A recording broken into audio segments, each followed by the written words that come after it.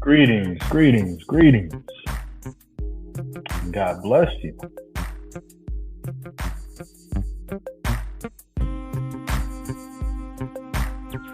Brothers and sisters, friends and foes,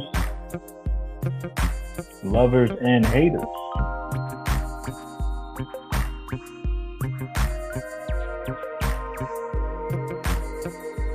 Definitely want to say good evening, good morning, good night, whatever it may be, depending on where you're located at in the world. For all of us, today is day 18 of Operation Epic Fury. I'm your host, TNT News, and we are here back on the TNT News Network, live, front row seat to what's going on in the U.S.-Iran war. I do want to say, first and foremost, I want to give some shout outs to my brothers and sisters, to the saints, to the sinners, and to all the truth seekers. You know, at the end of the day, regardless of your opinion, regardless of your position, we all have something here in common, which is that we're seeking to know what's really going on with this war that President Donald Trump has got us into. So we're doing some live reactions tonight. I want you to smash the like button, smash the subscribe button, and certainly let us know in the chat, because we got a very important question that is posted and pinned here in the chat. And it's very simple, you know. We're asking the question, is America winning the war? Or have we entered into a losing battle, a war of attrition? So first of all, let's start with some shout outs, and we're going to get into the facts. We're going to get some recaps, and we're going to dive into some reactions here. We got some reactions to some videos, and certainly it is some things that you all need to know and be aware of concerning day 18, the U.S. war with Iran. I want to give a shout out to the wonderful, beautiful, and blessed Mrs. TNT. We thank the Lord for you. We ask the Lord to continue to bless you, continue to cover you, bless your friends, family, and loved ones. Thank the Lord for the sister, Mrs. TNT. Shout out to Sister Dawn B. Greetings and God bless you. Shout out to our wonderful moderator, Bless. And shout out to Sister Tanya Bombs. Shout out to you. Shout out to Mother Mercy Carr. And shout out to my brother in holiness. Greetings and God bless you, brother. We thank the Lord for you. We ask the Lord to bless your family continuously. And shout out to Sister Davis. Wonderful to see you again. Once again, we ask the Lord to bless your family, Sis Davis. Shout out to our sister EFP Elvira. Make sure you check out her YouTube channel, EFP Media. Wonderful content. Shout out to my brother Gino P, a fan favorite. Hoping to hear from him later on tonight, Lord willing. Let me see who else we got in the chat. Who else we got in the chat here? EFP says she's gonna be taking a nap, or she did take a nap. Beg your pardon. She did take a nap, so we appreciate that, EFP. You know, getting a quick snooze in, so you can join us in the after hours for sure. Who else is in here? Who else is in here? Shout out to my brother David B. He said prophecy is being fulfilled. Most definitely. Most definitely. He said God's getting his will. Absolutely. Shout out to my brother David B. Shout out to Sister Vanessa. Greetings and God bless you. We thank the Lord for you. And shout out to all those in the background, the low riders, those who are still yet to come into the room here to see what's going on. So, like I said, you know, we're going to do a quick recap on exactly what's been going on. There's a lot that's taking place every single day. And also, we got some live reactions that we're going to do to some videos, some short clips that have been taken from news outlets covering the war, covering what's going on, and touching on the facts. We're not going to give you any fluff. We're going to give you any opinion. We're just going to talk about the facts tonight here in the after hours. So, where do I start? Where do I start?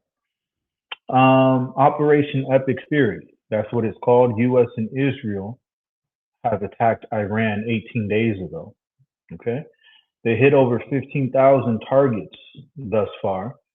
Khamenei is gone. That's the supreme leader of Iran. Shout out to my brother Gino P. Having joined me on the panel. God bless you, bro. What's going on, brother? Hold on, let me get situated. Can you hear me? Yes, sir. Loud and clear. All right, Loud and clear. all right, So Gino P, man. I'm just God bless just giving the everyone. people a quick recap where we at. Quick recap, okay? No, I just want to Yeah, salute everyone who pulled up, and show support. Uh, I'm very grateful for each and every one of you, especially you, TNT, for always allowing me on the panel. Yeah. So we're you're about very to welcome, rock my brother. out. For sure, for sure. Let me know in the chat. Put up a 7 if you got good audio for me and my brother Gino P. We want to make sure you're hearing Yeah, everything that's being said and understanding as well, as that is certainly the most important part here in the after hours that we all get an understanding. So, that's right. as of today, day 18, Right. Gino P, Hmm, more generals, Iranian generals, have been taken out. Appreciate right. that, Mother Car. Um, but Iran is still hitting back hard. Thank you, Mr. TNT. They Yep. are Yep. hitting tankers. They're burning in the street as of, I mean, today they were on fire. Um, over 200 U.S. troops have been injured. 13 Hmm. confirmed unalived, unfortunately. Prayers for their families. 13. 13, 13. We're going to talk about it. Yes, sir. Oil prices are spiking. Okay, so that's Yeah. nothing Yeah. new. Yeah. Trump demanding the allies to step up, and unfortunately, he's getting ignored. They're not Right. listening to Right. anything this man has to say. So No. that's why we asked the question here. A very simple question. Is this still a winning war that America started? Mm, And unfortunately, we're still fighting. Or are we sliding into the attrition trap? So we're going to react to right. some clips. We're going to find out exactly what's going on. Some people may not understand a war of attrition. It's very simple. Basically, it's a strategy that's designed to defeat an opponent. In this case, it would be us, the U.S., through slow and sustained depletion of resources and personnel.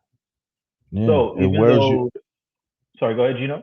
No, no. It wears you out slow, like an eraser on a pencil. It erases you little by little, That's facts.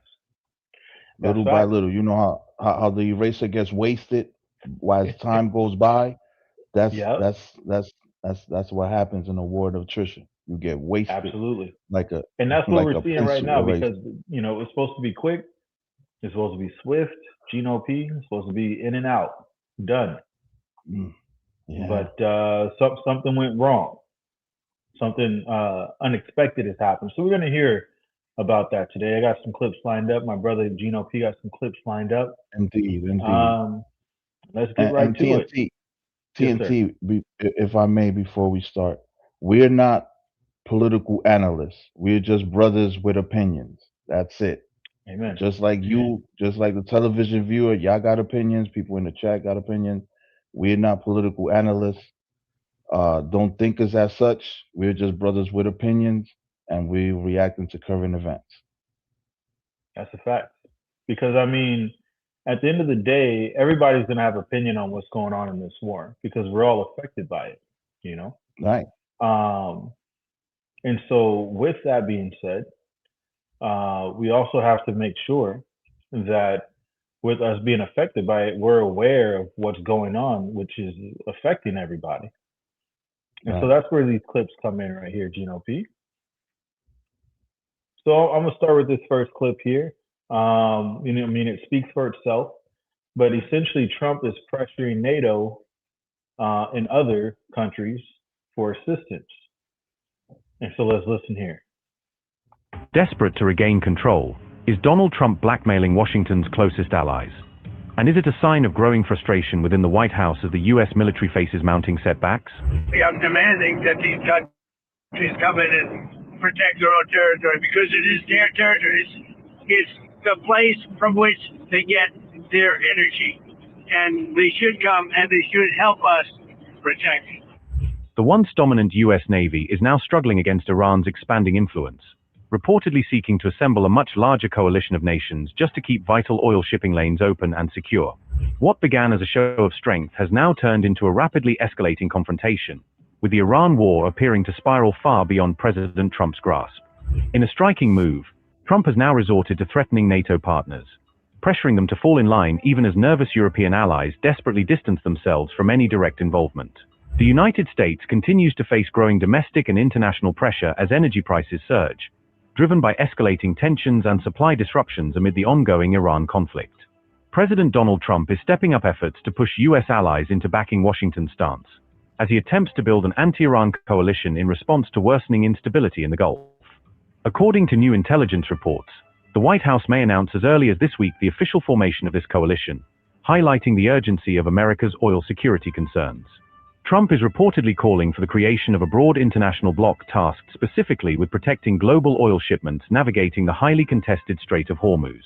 The Wall Street Journal reported on March 15th that Trump's push for an international military coalition is well underway, marking one of Washington's most direct responses to Iranian aggression so far.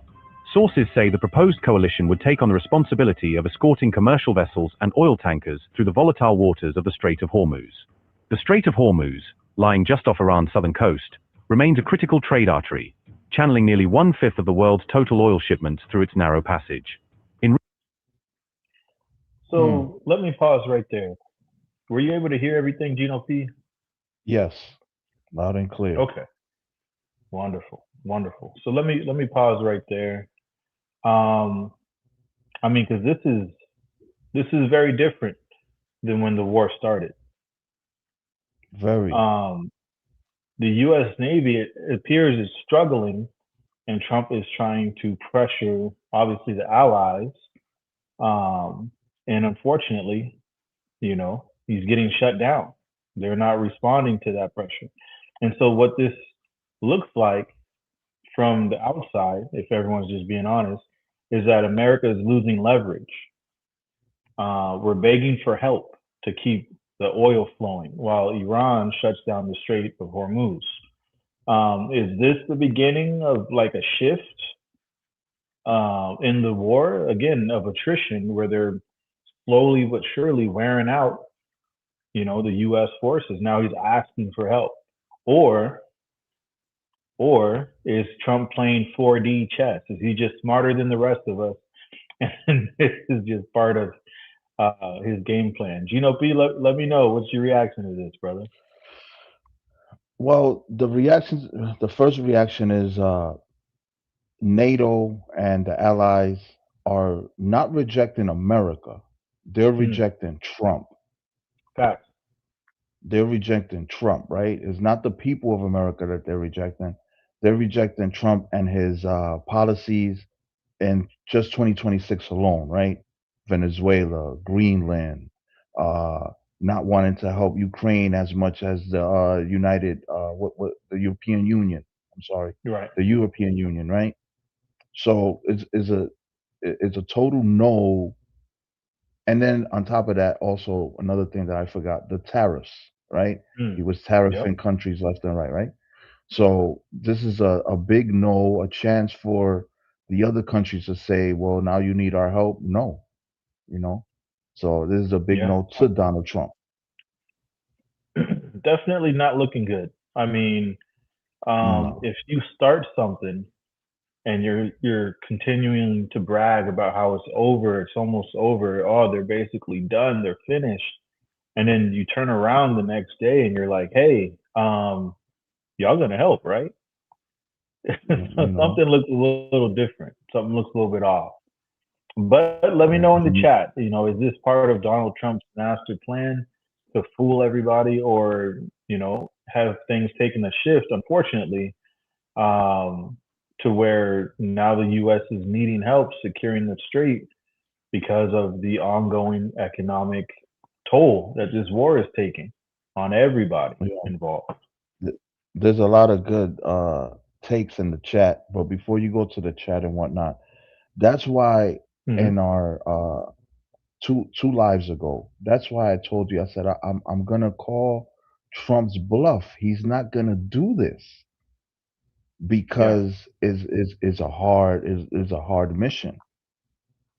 This is a yeah. hard mission. To go up against Iran, just Israel and the United States alone. No, that's So I didn't I think mean, he was gonna do it.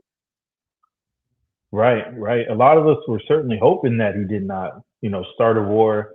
Certainly when he campaigned on no new wars, no more endless wars, and all this other stuff. And then lo and behold, I mean, we're at the beginning of 2026, a little over a year and a half into his term, and we're fresh into a war that is not looking good. He's asking for Every help.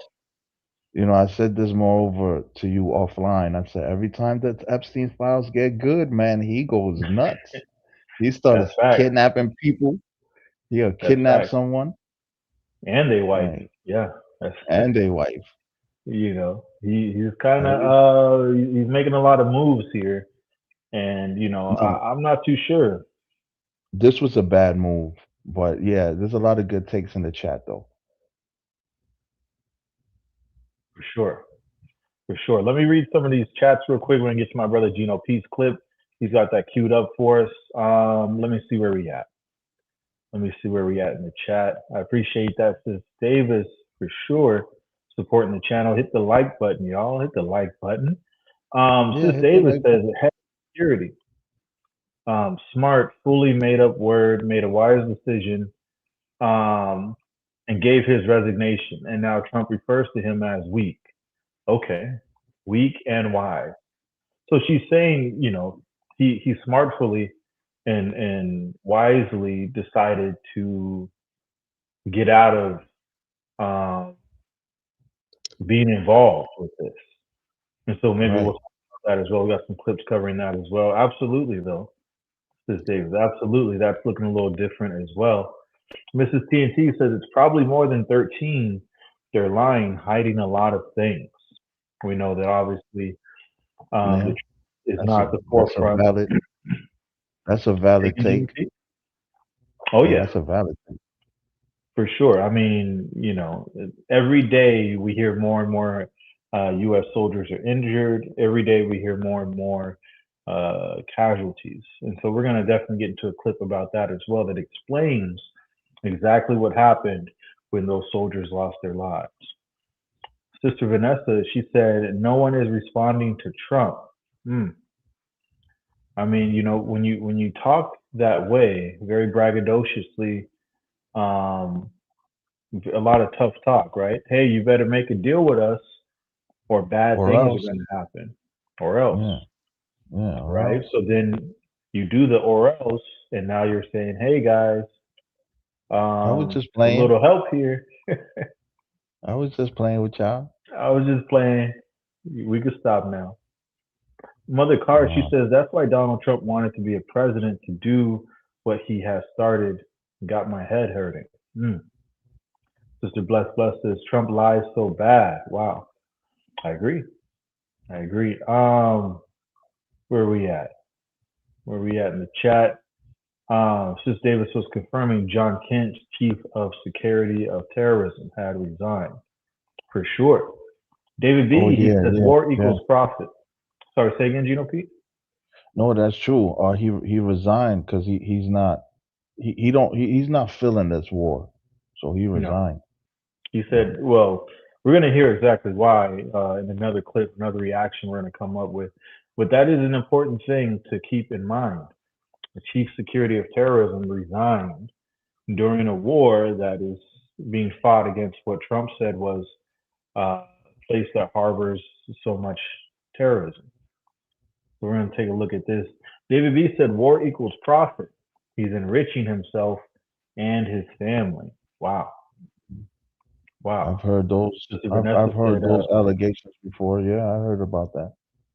Yeah, I mean, there's a lot to be gained.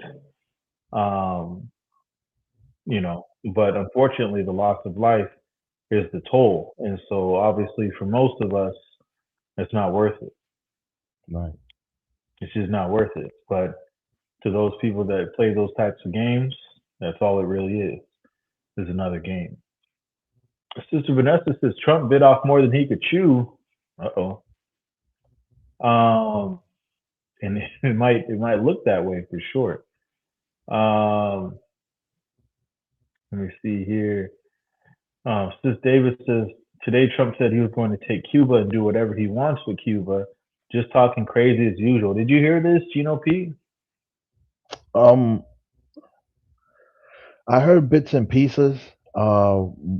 The clip that I seen were insurgents in Cuba that rose up against the government, and the first thing that came to my mind was like, okay, so the CIA is back in these little rebel groups in Cuba. Right. But I haven't heard the clip of Trump addressing Cuba. Let us know in the chat, man. Is this war now shifting to where America is not looking quite so confident based on that first clip? We got something else lined up for my brother Gino P. Gino P, what is this we got right here? Now, because you played Trump calling out for help. Now, in this clip, we're going to hear from, believe she's a top representative from the United, what this called, European Union. I keep calling the United. It's European Union. So we're just going to hear and react to what she has to say as far as sending help. Europe sending help. All right. And then I think Trump also responds to it. So this is from World News. It's not CBS or CNN. This is World News. Shout out to Palki Sharma, great reporter. Always keep it 100. Let me pump up the volume. Hold on. To the region, basically escort containers out of danger. But US allies are not on board. Asian countries like Australia and Japan have rejected the idea, and yesterday European countries huddled together. Their response was simple. First end the fighting, then we can think about escorting the ships. Have to find, diplomatic ways to keep this open so that we don't have a, food crisis, fertilizers crisis, energy crisis in the world. So you would imagine some kind of diplomatic solution, and then European navies could be involved there. Is that more likely? Yes, that is what member states were saying. I mean, after the hostilities have stopped, then the case might be different. So far, this has been Europe's position. If the fighting ends, we can think about escorts. Of course, Trump is spinning the rejection. He now says he doesn't need anybody's help to escort ships. And forget escorting ships. Trump says he doesn't even need the Strait of Hormuz. I don't do a hard sell on them because my attitude is we don't need anybody. We're the strongest nation in the world. We have the strongest military by far. TNT. TNT. Yes, sir. I pause it for 1 second. Look at brother Mhm. with the glasses. If that face, he's just looking at Trump like, geez, is this guy gonna continue just talking? Look at his face. It's not looking good. I just had to pause it right there. When I seen Sun face, I'm like, yo, he is tired of Trump. But let me continue. He's just All right. tired. Look at the lady. Look at the lady at the left. She's like, my lord. All right. In the world. We don't need them. It always bothered me that we're protecting and we don't need them. We didn't need them before we started dig we must. Dig me must. That's the Trump policy of lots of oil. And we didn't use them very much. It used to be at 10%. Now it's at almost zero. We don't need, we don't need oil. We have all the oil we need for ourselves. Jeez. Wow. Wow. We don't. I don't even know where to begin. Is more to this clip. Is more, but let me just stop it there. Jeez. Let that I mean, simmer. that's a lot of back and forth, Pete. We just heard the man talking about getting assistance in the Strait of Hormuz. Now he's saying, hey, we don't need anybody. We got enough oil. What are y'all talking about? Let me know in the chat. Yeah. Is Trump bluffing? Is this a part of the Trump fake out?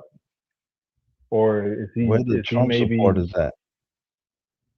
I think they're Where going the Trump to be supporters coming at? through any minute now for sure. Where the Trump For support sure. at? Ham, you Um, sleep? That's Ham, you sleep, Ham? I mean, I'm kind of confused now. I've been confused by this whole situation, but hearing him go back and forth. And when is this clip from, Gino P? This is from today. It's Right, fresh. right, yeah. So mine was from a little over 24 hours ago. So in less than 24 hours, I would say actually, Trump is flip flopped on needing help in the Strait of Hormuz. Very interesting. This Very confusing. this this broadcast went live 2 hours ago. Wow. Yeah, I think, it's one of those situations where you ask for help, right? And then nobody comes and gives you help. So then you say, "Oh, no, I'm good. I didn't need help anyway. I was just saying that. I was just It's asking just to see what y'all was saying."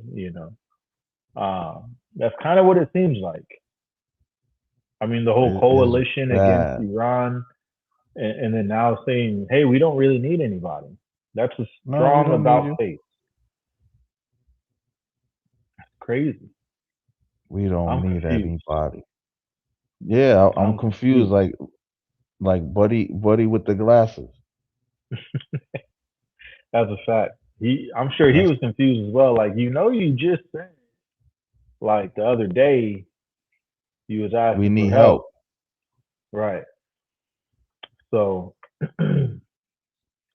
I mean, very interesting, very interesting. Sister Dawn Borland, she said, Iran has been in planning mode for it to be attacked over 30 years ago. That's an important part of this as well.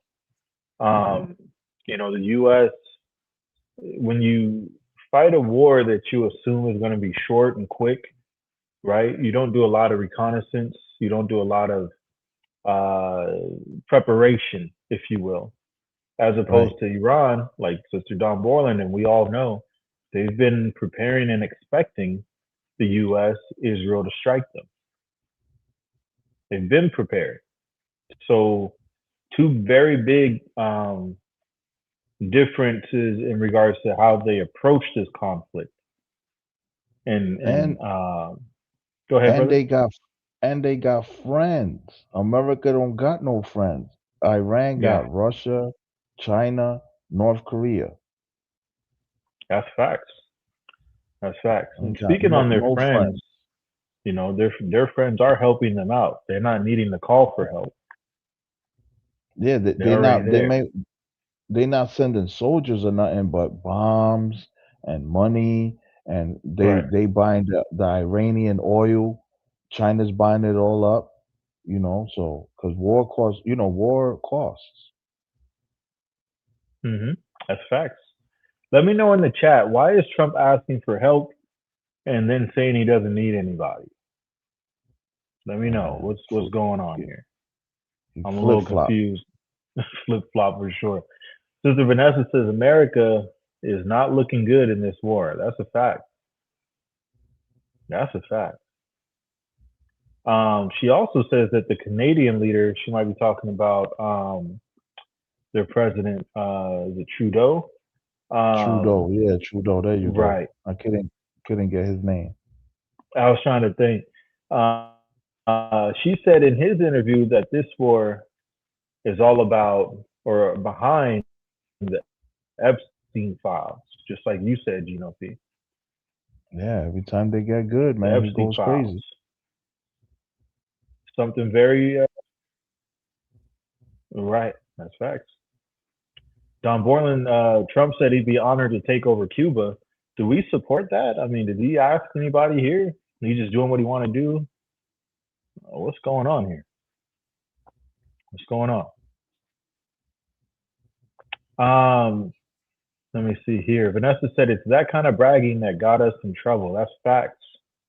He's been bragging the whole time. I mean, about Venezuela, about Cuba, about Greenland, and now about Iran. And unfortunately, it looks kind of crazy. David B says he's an imbecile. Right. Oh man. EFP said, "Buddy with the glasses is looking in disbelief." For sure. Imagine you come in, you sit down next to your partner, and he said something that you didn't expect him to say, and you just sitting there staring like, "Oh, I hope he shut up." Stop talking, please. You're getting us into some deep stuff. Like, Oh yo, man, let me know in the chat, man. Is this war? I mean, I'm looking at the poll right now. Um, 48% says no, we're fighting a losing battle. Shout out to Donald Sanders. God bless you, sir. And shout out to Marcus Predium. We're going to touch on another clip here. We're going to touch on another clip as we're having a live reaction to U.S.-Iran war and asking the question, is America losing? You know, we just did another. Did you want to keep going with your clip, Gino P? Did you have some more in there? uh, no, we could. It was well. You know what? Let me pull it back up because I was gonna react to what you was gonna bring up, but let me pull it back up. Hold on, because there was more Right. something else there too.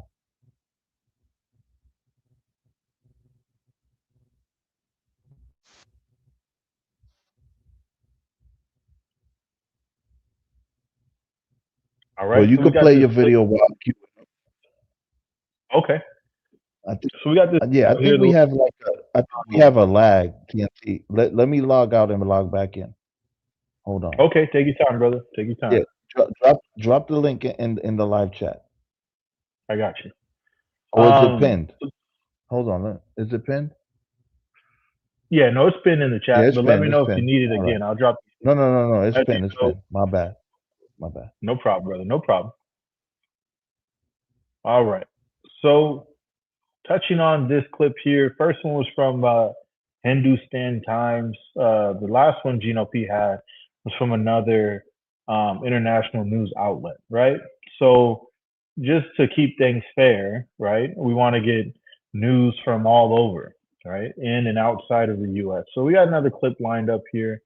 And this time, this clip is from CBS News, okay? And what they're going to be touching on is what took place just recently, again, within the last 24 hours. We're in day 18 of Operation Epic Fury, the U.S.-Iran war. And we're asking the question, we're just asking, is America losing? Let me know in the chat, man. Let me know what you think. Let me know your opinion, and let me know why. So we're going to share this next video here. I'm going to share this next video, and what it talks about is what took place in the Strait of Hormuz, some strikes that took place. And it's very important that you're aware of it because, this is the reason why Trump is calling for help. I don't know why he's going back on it and saying, oh, we don't need any help. We got plenty of oil. Everything is good. But, at the end of the day, regardless of whether or not we do or do not need help, Iran has the U.S. in a very precarious position because when a superpower, right, number one military power in the world, the U.S., attacks a country that's much smaller, much less capable military-wise, and they're having so much trouble with that country, it begs the question: are you really as tough as you said you were? And so I think that's what a lot of people are looking at now. And certainly that's what we're going to be looking at with this clip here. I got my brother Gino P back up on the panel. Gino P, we're going to be reacting to this. This is talking about some of the strikes that took place on those oil tankers in the Strait of Hormuz. All right. Yo, you know why we had right. you know why we had the lag, bro? What's up? You know why we had the lag? Because I was transmitting from Hong Kong, bro. I had my VPN from Hong Kong, bro. I was about to say the VPN was wilding out. Yo, that's crazy.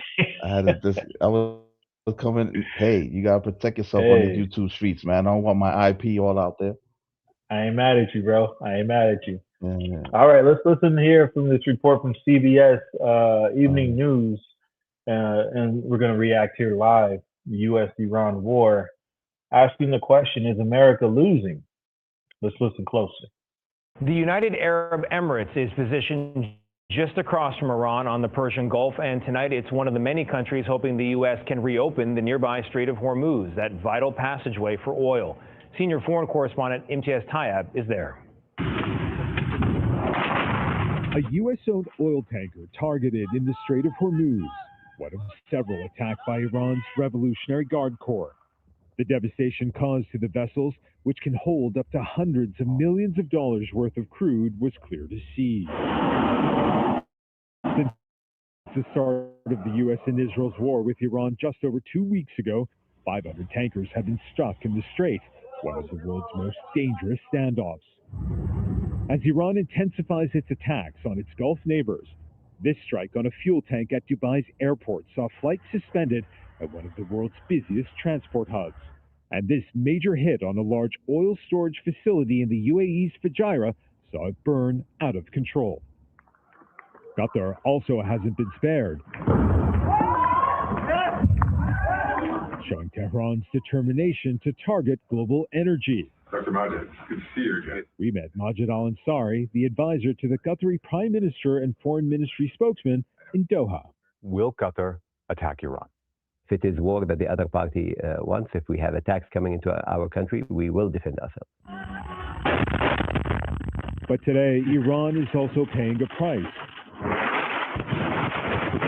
According to the White House, U.S. and Israeli strikes have hit more than 15,000 targets across the country. Well, not far. All right. So there it is, P. I mean, you saw this is the type of footage that people are, using their camera phones. They're getting struck in the cities. You saw, I think it said 5 tankers, 5 in the Strait of Hormuz now have been struck. They were on fire. One of them looked burnt out. I mean, that thing ain't coming back. That thing ain't running no more. So total destruction. Total destruction. And that is where now we're seeing, of course, Iran is getting hit. They said 15,000 strikes. That's quite a bit, right? Yeah. 15,000 strikes is quite a bit for sure. But like Sister Bless said, I agree. I don't think they're reporting everything on the news. There's a lot going on. They don't want to, obviously count up the losses, right? Nobody wants to say, what the losses are. But go ahead, Gino. The best world news cover, but even they have a filter. Yeah. Yeah. Yeah. I mean, there's, I mean, and again, this is CBS, right? So the news is obviously going to be positioned to make America look Strong. stronger in this conflict, regardless of what happened, right? But this is important to know that tankers and oil depots, airports, as you saw, people running. I mean, it's really going down over there. And unfortunately, you know, the loss of life has been very heavy on the Iran side. Um, but it doesn't go without them striking back at, you know, they say hit them where it hurts. So they're hitting America where it hurts economically. The world. The world too. That's facts. The world. Facts. You know, they're Yeah. making a Because it's not statement. just American tankers being hit. Yeah, the world, you know, they're making a statement. Um, they feel the victim, right? When I say they, I mean Iran. Iran Yeah. feels the victim, right? Um, the first bombing back in the beginning of the year-ish, it was the first campaign. I forget the name. It had a catchy name, just like this one, right? Operation whatever. They Oh yeah, supposedly, yeah, yeah. Forgot about that. yeah, Operation Condor. I don't know what it was called, but they supposedly destroyed the plants, the nuclear plants, right? And Mm, that alone cost a lot of money. And it was a brazen yeah. attack. It was a quick attack, and oh well, we destroyed all their capability of making nuclear. But Mm, coming to find out, allegedly, it wasn't true. It yeah. wasn't true because now they're bombing them again.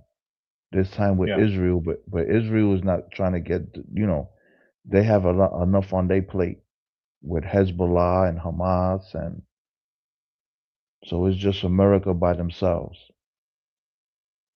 I mean, you know, it seems like from the clips we've already reacted to, and y'all let me know in the chat if I'm off with this, but they're having a lot of trouble stopping Iran from attacking not only the vessels in the Strait of Hormuz, GNP, but also the other countries that are in close proximity to them, right? Oh, The United Arab Emirates. You they're saw the getting them. man interview the representative from Qatar, asking them if they would fight back. So, Yeah, um, but what, you know, Qatar is a very small country, man. yeah. And I mean, realistically, I think what this does is it obviously generates pressure, right? They're putting pressure. Yeah, Um, they could easily avoid conflict with any of their neighbors by saying, okay, we won't strike you anymore, right? Um, but they're having a lot of trouble stopping them and keeping the Strait of Hormuz secure. That's the biggest problem. yeah. That's the Now, biggest problem. now the clip that I have brought up is an illustrated breakdown of what's going down in the Strait of Hormuz, right? Mm, And you know what's actually going down, how the Iranians are protecting themselves over there, right? And are hmm causing this damage. And the video also illustrates what America wants to do. It's a great video. It was a great find, and I put it in my archives for, you know, because we said we were going to do a part two. So this, I believe, is a very for sure. excellent video for us and the brothers and sisters in the chat, and for them in the background people like Absolutely. Tony Harvin. Absolutely. Let me know. That's what Tony Harvin called it, the background people. Hey, shout out to Tony Harvin for Yeah, sure. yeah, yeah. Um, Background people.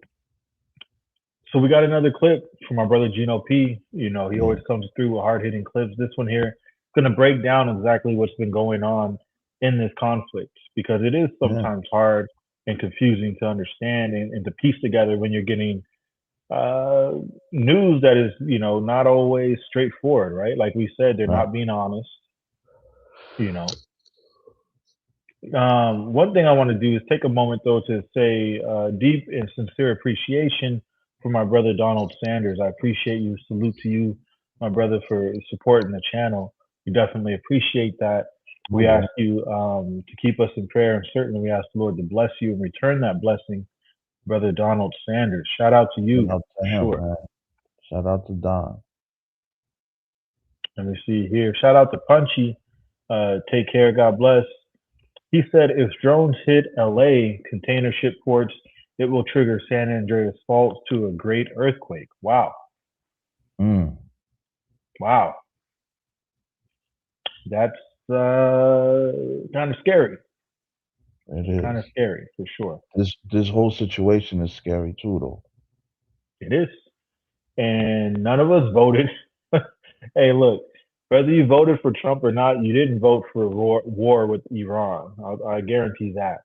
I mean, it is what it is. Shout out to Sister EFP. Sorry, go ahead, Gino P. No, or even the people that support Trump, you know. Yeah. They didn't I think in our last episode, you were telling us how a lot of them were wanting to kind of, you know, they were feeling a little bit not betrayed, but they were like, man, I regret casting my vote. Yeah. But I understand why, because, you know, who wanted 4 more years of Biden? Nobody. No. And Harris, she wasn't proven enough. Right? Yeah. So it was the best candidate out of both. You know, they were two sour lemons. They were 2 sour lemons, you know. It was gonna suck regardless, Harris or Trump.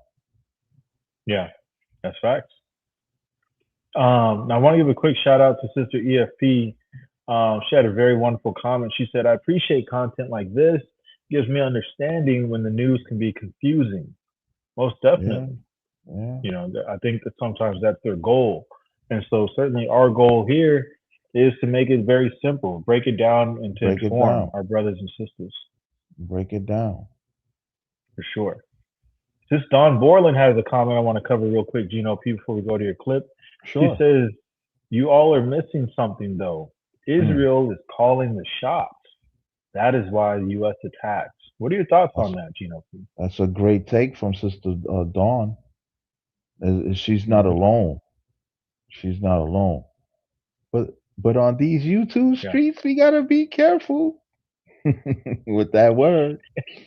He's not wrong. But you know, as always, we don't pull any punches here. Israel definitely is U.S. ally for forever. They've been a U.S. ally. Some people say is this, other people say is that, but you know, it is what it is. And Israel needed help, and United States went and helped them, and didn't consider the consequence. That's facts. Israel called the big homie, but now the big homie is having trouble being a bully. It's not looking good. Gino P, before we react to your video, brother, look at what Punchy 8 said. Shout out to him. I know I missed a few comments, and I'm going to go back and grab them. He said, I heard from family members in the U.S. military that the U.S. is losing the war. Many soldiers are quitting. Soon the draft will open, ages 18 to 35. Wow. Wow. Let me know in the chat, man. How would y'all feel if a draft was implemented because of this conflict that really was unnecessary? I'm going to be honest. It really was unnecessary for us to strike, to take out Iran's leader. Yeah, I understand nobody wanted them to have a nuke, but also there's plenty of intel now that says that they weren't on the verge of getting a nuclear warhead. They were still pretty far out. So, yeah, that's wow. To me, Gino P, I mean, a draft, I mean, look, man, I just got, you know, if it's only 18 to 35, I just got clear but it doesn't mean they can't extend it. I don't know. Yeah, I also seen a clip of a young brother quitting, right, or being disillusioned. I did see that clip of a young brother, military brother, being Yeah, disillusioned or like wanting to quit. He didn't want to go over to this war. yeah. I mean, that's the problem. What more is the problem is that there appears that Trump doesn't either understand the repercussions of what he's doing, like in regards to getting the military's mindset to shift. Like you were saying, GNP became disillusioned, kind of became aware of now where his priorities lie. As the other brother in the chat said, doesn't want military not wanting to participate, things like that. It's very important and very serious. You know, Leo says Trump is provoking to aim a great target on America. Trump will not run too long for president. America will bow to the new world order. Wow. So let's react to this clip real quick. GNP, I know you got some fire for us. What is this again? This is an illustrated breakdown of what's happening in the Strait of Hormuz, right? It's going to show us the Iranian side on how they're planning to defend the strait and use it, right, as leverage, and it's going to show how the Americans are going to try to counter this attack, this strategic maneuver, Yeah. So, Facts. so this is just typical war games between two countries in a small strait, very small strait of Right, water. let's take a look. Let me pump up the volume. This is Strait of Hormuz. It's a massive global choke point, handling roughly 20% of the world's daily oil supply. Iran's Islamic Revolutionary Guard Corps threatening that not even a single leader will reach their enemies. But how do you actually pull that off, especially when your Navy has just lost more than 50 of its prized warships? The answer is simple. You go old school. You bring back World War II-style tactics. Enter the Mosquito Fleet. Instead of relying on massive, easy-to-target destroyers, the IRGC Navy uses a swarm of fast inshore attack craft. We're talking about incredibly quick, small fiberglass boats, classes like the Ashura, the Turek, and heavily modified Bog Hammer speedboats. But how do these speedboat attack U.S. warship? The Islamic Revolutionary Guard Corps Navy operates hundreds of small, fast attack craft armed with heavy machine guns, rockets, and anti-ship missiles. The tactic here is simple, but deadly. Instead of trying to fight a U.S. destroyer one-on-one, which they would lose, they deploy dozens of small boats simultaneously from every direction. The goal is to overwhelm the U.S. ship's defensive systems, like the phalanx, by presenting more targets than the ship can track and destroy at once.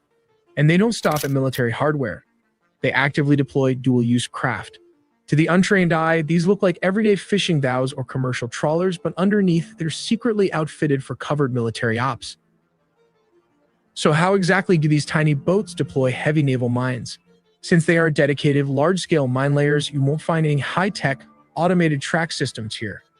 Their methods are incredibly low-tech, but in a tight bottleneck like the Strait of Hormuz, they are lethally effective. It usually comes down to the stern drop method.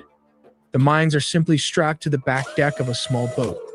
Once they get their target coordinates, the crew literally just rolls or pushes these massive explosives right off the stern and into the water. Some of the slightly larger boats might have basic metal rails to help slide them off, but really that's about it. This bare-bones setup is absolutely perfect for hit-and-run tactics. The whole strategy relies on speed and stealth. A small speedboat can dart right into the busy shipping lanes, hide under the cover of darkness, or just blend in with regular civilian traffic. They drop 2 or 3 mines in a matter of seconds and then floor it back to the safety of the Iranian coastline, long before heavy U.S. warships can even get a lock on them. And the weapons themselves. These little boats are tapping into an estimated Iranian stockpile of anywhere from 2,000 to 6,000 devices.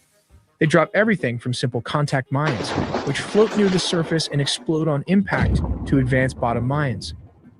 Those sink to the shallow seafloor and just wait, patiently listening to detonate the second they detect the acoustic signature of a passing supertanker. How U.S. is using the preemptive capability destructions to strike the 16 mine-laying ships. This is strategy 1. Instead of waiting for the mines to hit the water, which would force dangerous mine clearance operations right under enemy fire, the U.S. took action first. They struck the vessels before they could even deploy. It's a textbook preemptive denial strategy. Destroy the enemy's means of attack before they ever get the chance to use it. Here comes strategy number 2, intelligence coup precision targeting. This strike wasn't a guess. It was the direct result of highly actionable intelligence on Iran's operational plans. The U.S. layered signals intelligence from RC-135, maritime surveillance from P-8 Poseidons, and human intelligence.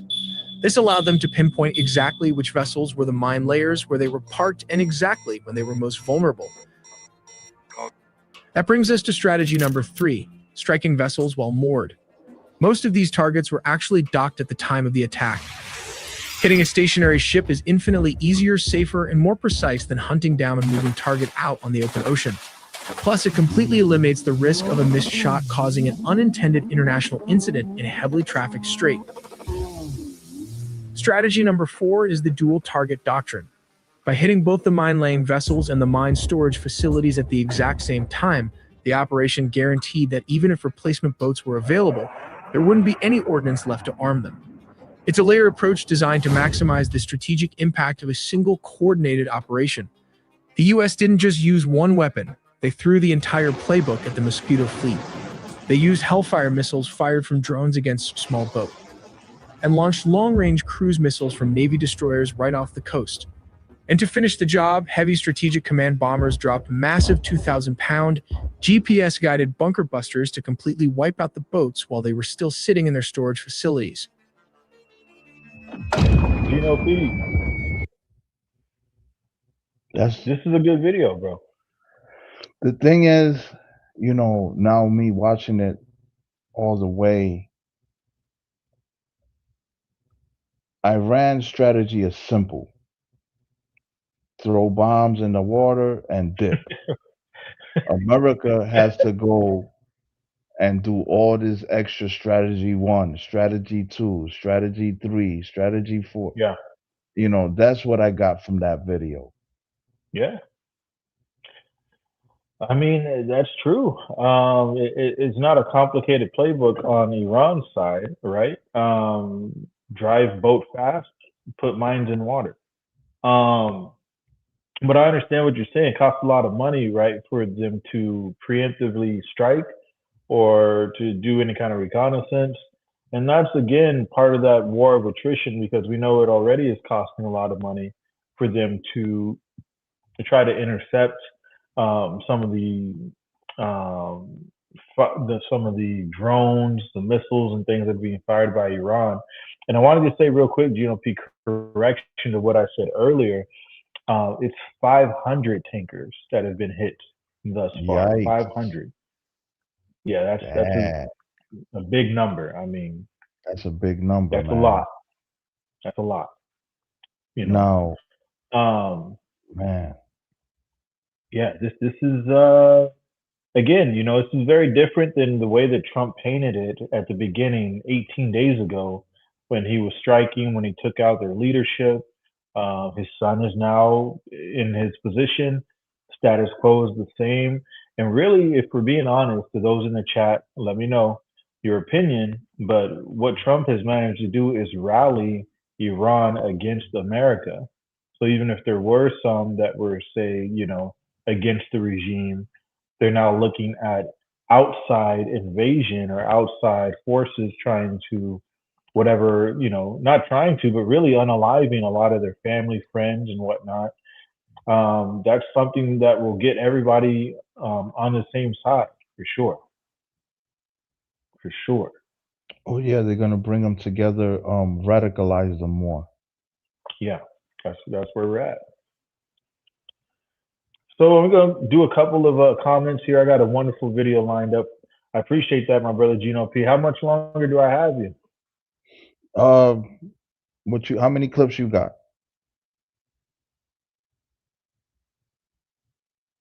I got I got like 3 more. All right, we rock out. We rock out. All right, cool.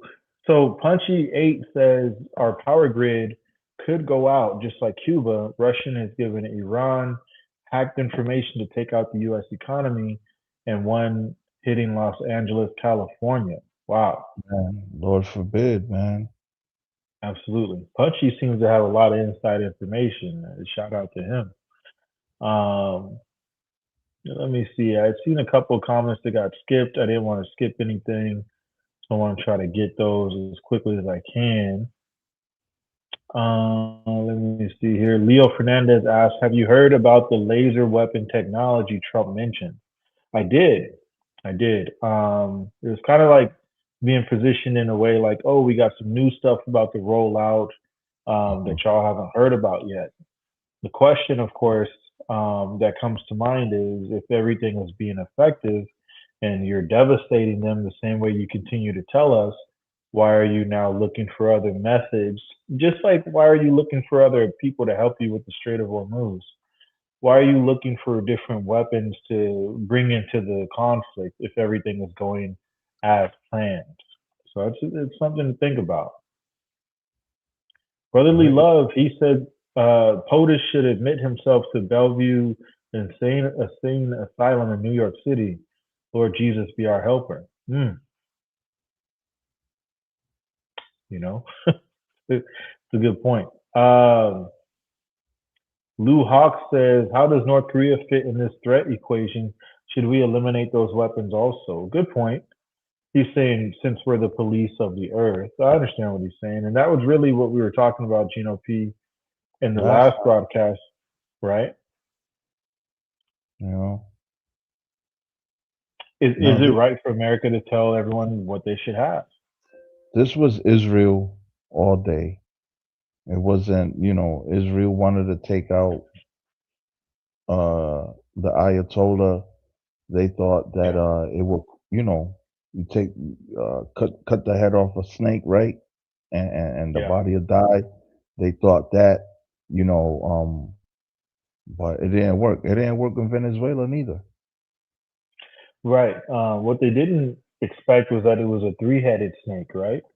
They just cut one off, another one moves back into place. So I don't know shout out. Trump's end game. I don't know what's his end game, man. I'm gonna be honest, P. I don't think he had one. I believe he came into this thinking that it was going to be a quick and easy conflict. I don't think he imagined it would go on for 18 days. And that's why we see him asking for help securing the Strait of Hormuz, asking to build this coalition of protection for the Strait of Hormuz, and just all these different things he's saying now, which is another clip we're going to get into, where he's even now questioning if they should have gotten to the conflict. It's one of those things where he's now repenting, not a godly repentance, but he's kind of like thinking like, oh man, I shouldn't have done this. Yeah, like Judas. Judas repented. He felt bad, right? He felt bad for what he did. Right. And those famous words, Cain repented. Yeah, my Lord. Shout out to Con 22. Every administration has done it back to Vietnam. Nobody asked Congress permission. They usually lie and say it's about democracy, not saying the Trump, he's telling the truth. It's about the oil. It's a good take. I mean, it definitely. Go ahead, Gino P. Yeah, I heard that take before, earlier today, that this was, Trump's, it was a strategic move of Trump trying to control the Strait of Hormuz. And if the United States was ever to control the Strait of Hormuz, right, it'll be very, very lucrative, but it didn't work. Facts. That's facts. David Ellis, shout out to him. He says, Iran just need to keep going the way they are, and you will lose long term just on the cost. They can outlast you. So he's describing exactly a war of attrition. It's hard to disagree with him.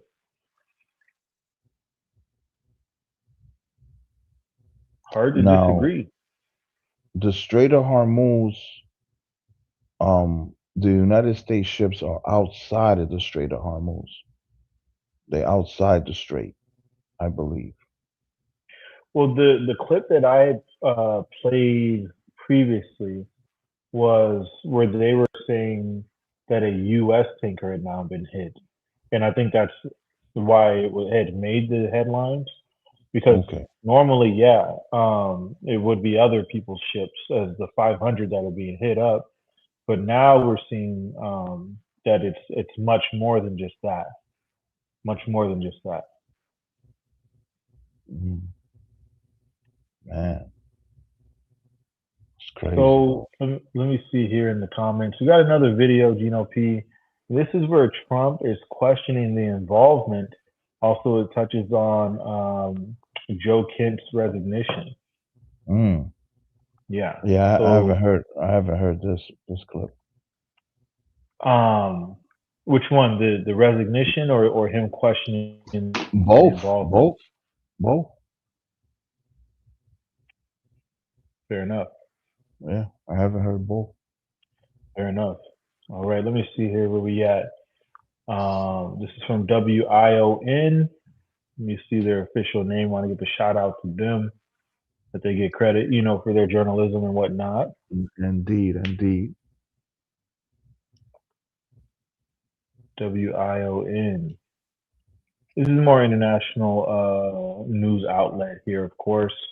And everybody's covering the war with Iran, of course. WION stands for the World is One News. Wow. Okay. World is One News. It doesn't say, where they're out of. But I think you can kind of tell. Obviously, they're an independent media outlet. Yeah. They're not part of the bigger news corporations, and sometimes that's a lot more trustworthy. 100%. That's the ones that I like. Amen. I'm with you right there, Gino P. So we're gonna take a look here at this video, and this is where Trump is now doubting our involvement in the war. Let's listen closely. After 17 days of war, US President Donald Trump seems to be changing his mind. Addressing the media on board Air Force One, he suggested that maybe the US should not have gotten involved in Israel's war with Iran. Listen to this. But we did it. It's almost, you could say we did it out of habit, which is not a good thing to do. But we did it because we have some good allies there. We have some great Middle Eastern countries there, Israel there. So we did it for a lot of reasons. We did it for a lot of reasons. We have some good allies there. We did it out of habit. Well, Trump told reporters that one of his predecessors told him he wished he had been the one to bomb Iran. And he said, I wish I did what you did. Could have done it. Other presidents, somebody should have done it. 47 years this went on. They call Iran the bully of the Middle East. And you could have never had the Abraham Accords. You could never have had peace in the Middle East. Now you're going to have peace. When asked by a reporter to elaborate on which president he was speaking of, Trump did not specify.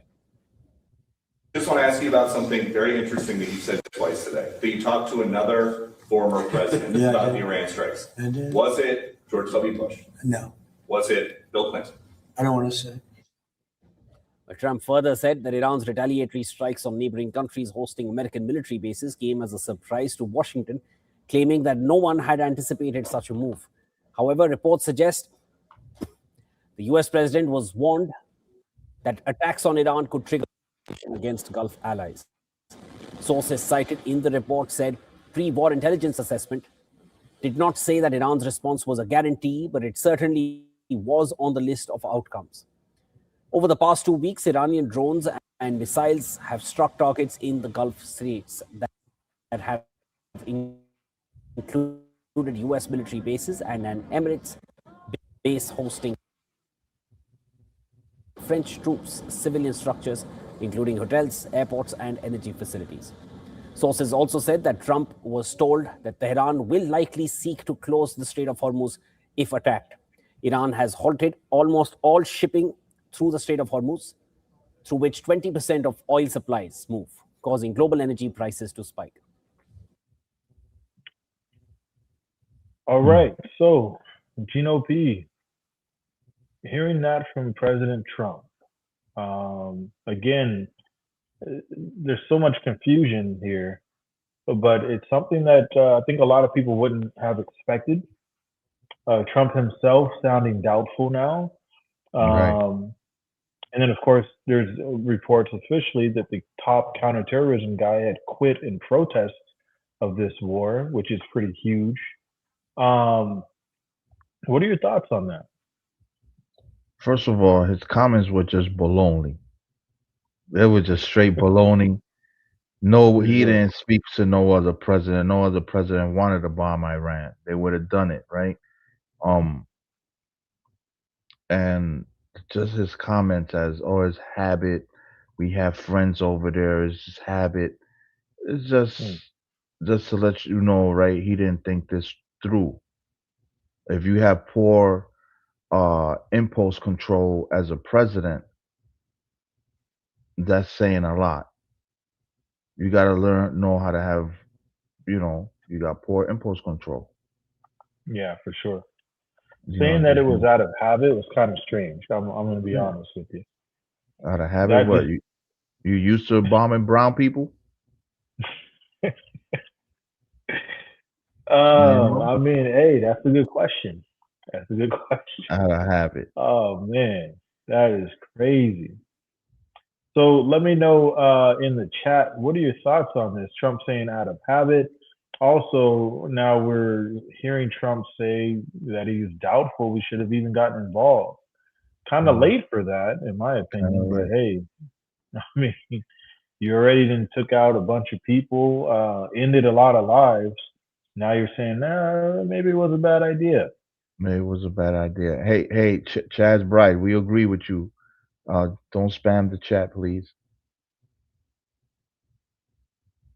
Yeah, no, the mods they'll take you out if you But we agree with you. He lied. We spam know. in the chat. Look at Pat T slithering around in the yet. back.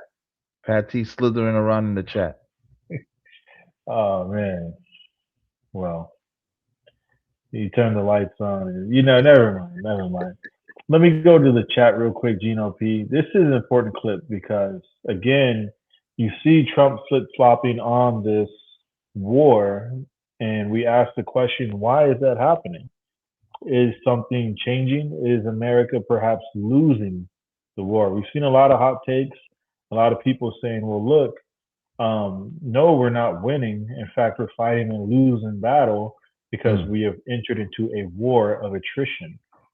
Shout out to James B1. I'm gonna go to get his comment real quick, and then we'll come back for some more. He says this is worse than a bad idea. This is catastrophic. Catastrophic. That's a perfect word. Absolutely. Yeah, catastrophic. I hope it's not. I hope, I mean, it's like if you walk up and you punch someone in the face, and now you have to deal with the consequences. You're like, oh man, this dude know Taekwondo. Right. Now he got me in a headlock. Why should I shouldn't have done that. Shout out to Chaz Bright. Go ahead, Gino P. Oh, I'm just saying, I didn't know he knew Taekwondo. That's right. I mean, a lot of people in the chat, they're saying, look, Trump is just straight up lying. David B said that was a straight lie. What a clown. Chaz Bright said Trump was lying about another president saying that.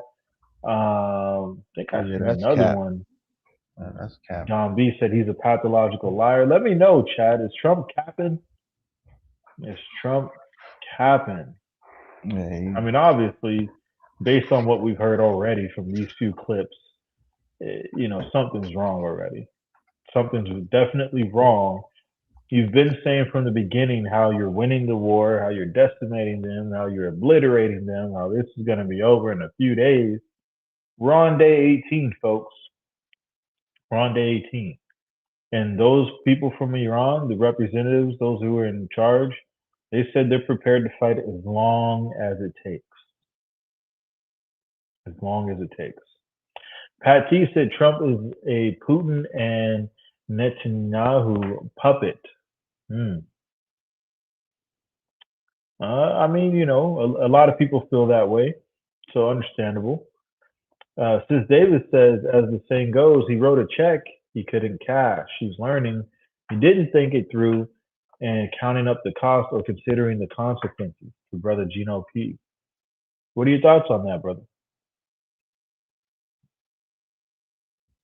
Hold on, TNT. I was getting some water, Yeah, but man. yeah. I agree 100% with what the sister said. Pat T's comment is 50-50, right? Because we all know he's a puppet for Netanyahu. But why is he a puppet for Putin? That's my question to Pat T in the chat. Why would you consider him a puppet for Putin? I mean, you know, it obviously this here is not something that I think benefits Russia in any regard, right?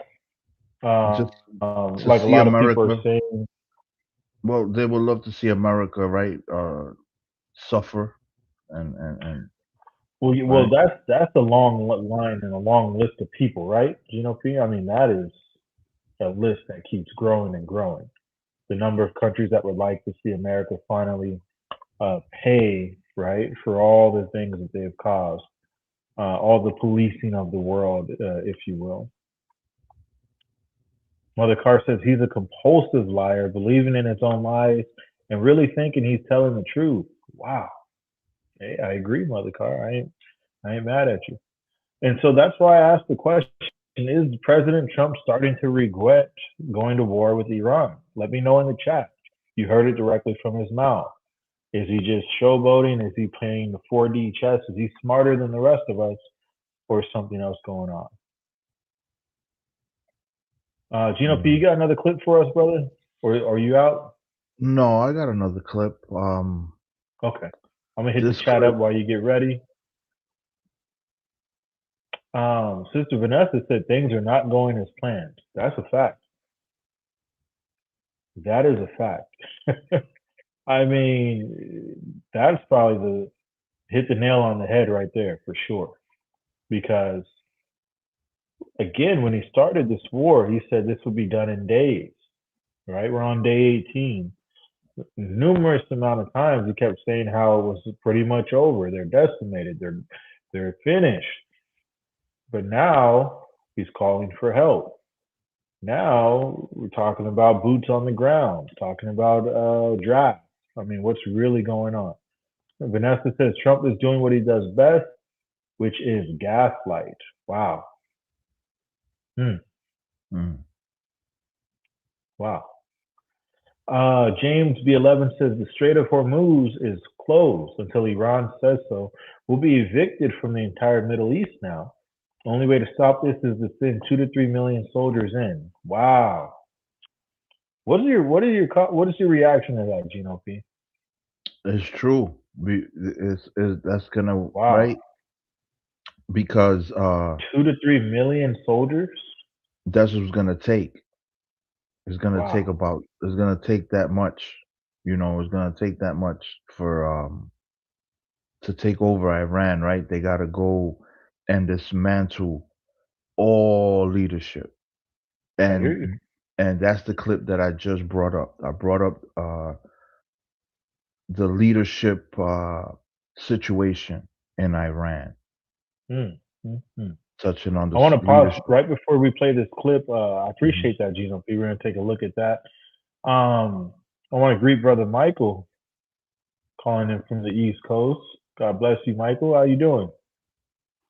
God bless you, brothers. I'm doing just fine. You know, I have another day in the Lord. So wonderful. Amen. Mike, this war, I mean, we've talked about it a couple times. Things are getting out of hand, my friend. I don't know if you've been following, but we're now on day 18, day 19, depending on where people are located. We know Iran, and then we're about 12 hours ahead of us. So, but regardless, I have to ask the question, Michael. I want to get your take. Is America losing? I mean, there's a lot of things that are being said by President Donald Trump. He's asking the question, will people help us secure the Strait of Hormuz? Can we build a coalition to help do that?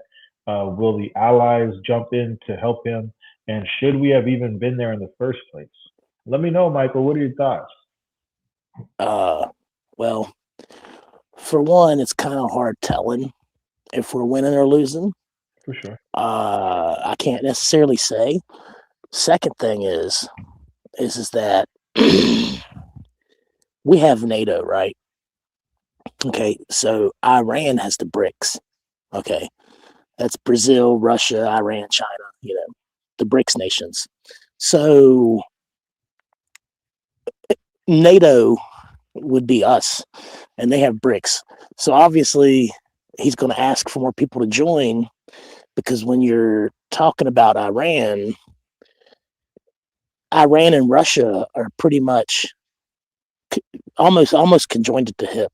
And I know a lot of people say that Russia don't ever really step in and help them and this and that, but they are technologically and all these other things, because the last thing that Russia would want would be to have a direct conflict, with so they're helping them the same way China does, giving them supplies, giving them tech, giving them Intel, X, Y, and Z, right?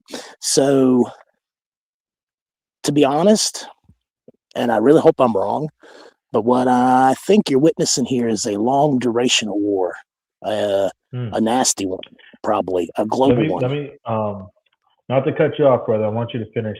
But I asked the question in the chat. I don't know if you've seen it. The question is America winning the war? I understand it is hard to say because there's a lot of confusing news coming out every day, every hour.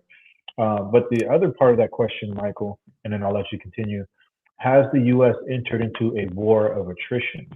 And you just kind of hit on that when you said it's becoming a long, drawn-out battle.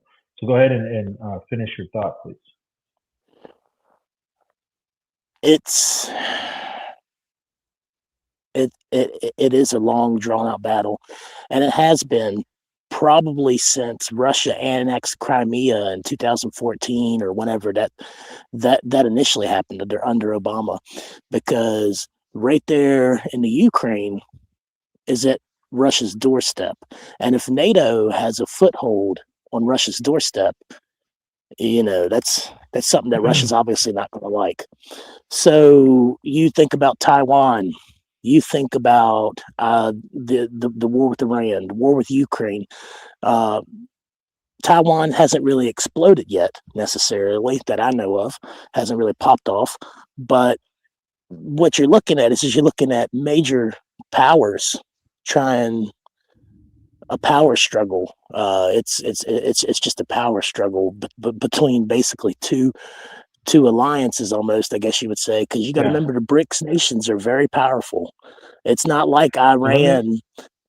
Go ahead. Let me just interject really quick, brother Mike. I'm sorry, but we've been reacting to clips here for the past hour, 30 minutes, and GNOP has another clip. But the reason I bring that up, Michael, is because one of the clips, or several of them, really, another one I have lined up, Trump is asking for his allies, right, NATO and other countries. He's saying, hey, this is all of our oil. We all need to secure the Strait of Hormuz. But they have rejected that. A lot of people in the chat are even including this. And I'll drop the link for you again, no worries. But Chaz Bright said this is not a NATO war. Another person, Sister Dawn Borland says Germany has said this is not a NATO war. Others, like my brother David B, said the allies have said no. So we have a lot of news reports of Trump asking for that help, like he said, but they're saying no. My question to you, Michael, at the beginning, I don't know if you heard a lot of Trump's rhetoric, but he was talking about how this is going to be done in a day, a few days. We're winning. They're decimated. They're finished. They're done. If that's really the case, why now, almost 3 weeks later, are you asking for help? Are you also saying, that we need to bind or get together to defend the Strait of Hormuz if you're so-called decimating them and winning this fight in such an overwhelming way? What are your thoughts on that, Michael? Well, a lot of people have Iran a little mixed up. And to a degree, no matter what country you go into, you'll kind of get a little bit of the propaganda from that place. Every country has it. But to a degree, people's got Iran mixed up because it's a very, very powerful nation. The people aren't treated the best, but nevertheless, its military might is absolutely formidable. In 2015, the Iranians had a group of men that were dressed as goat herders. I believe it was 2015. It might not have been. It might have been 16, 14. It was somewhere in that range. But anyway, the Iranians had a group of men that were dressed as goat herders that stood outside of a U.S. base. And the U.S. was flying and launching and testing stealth drone technology at the time.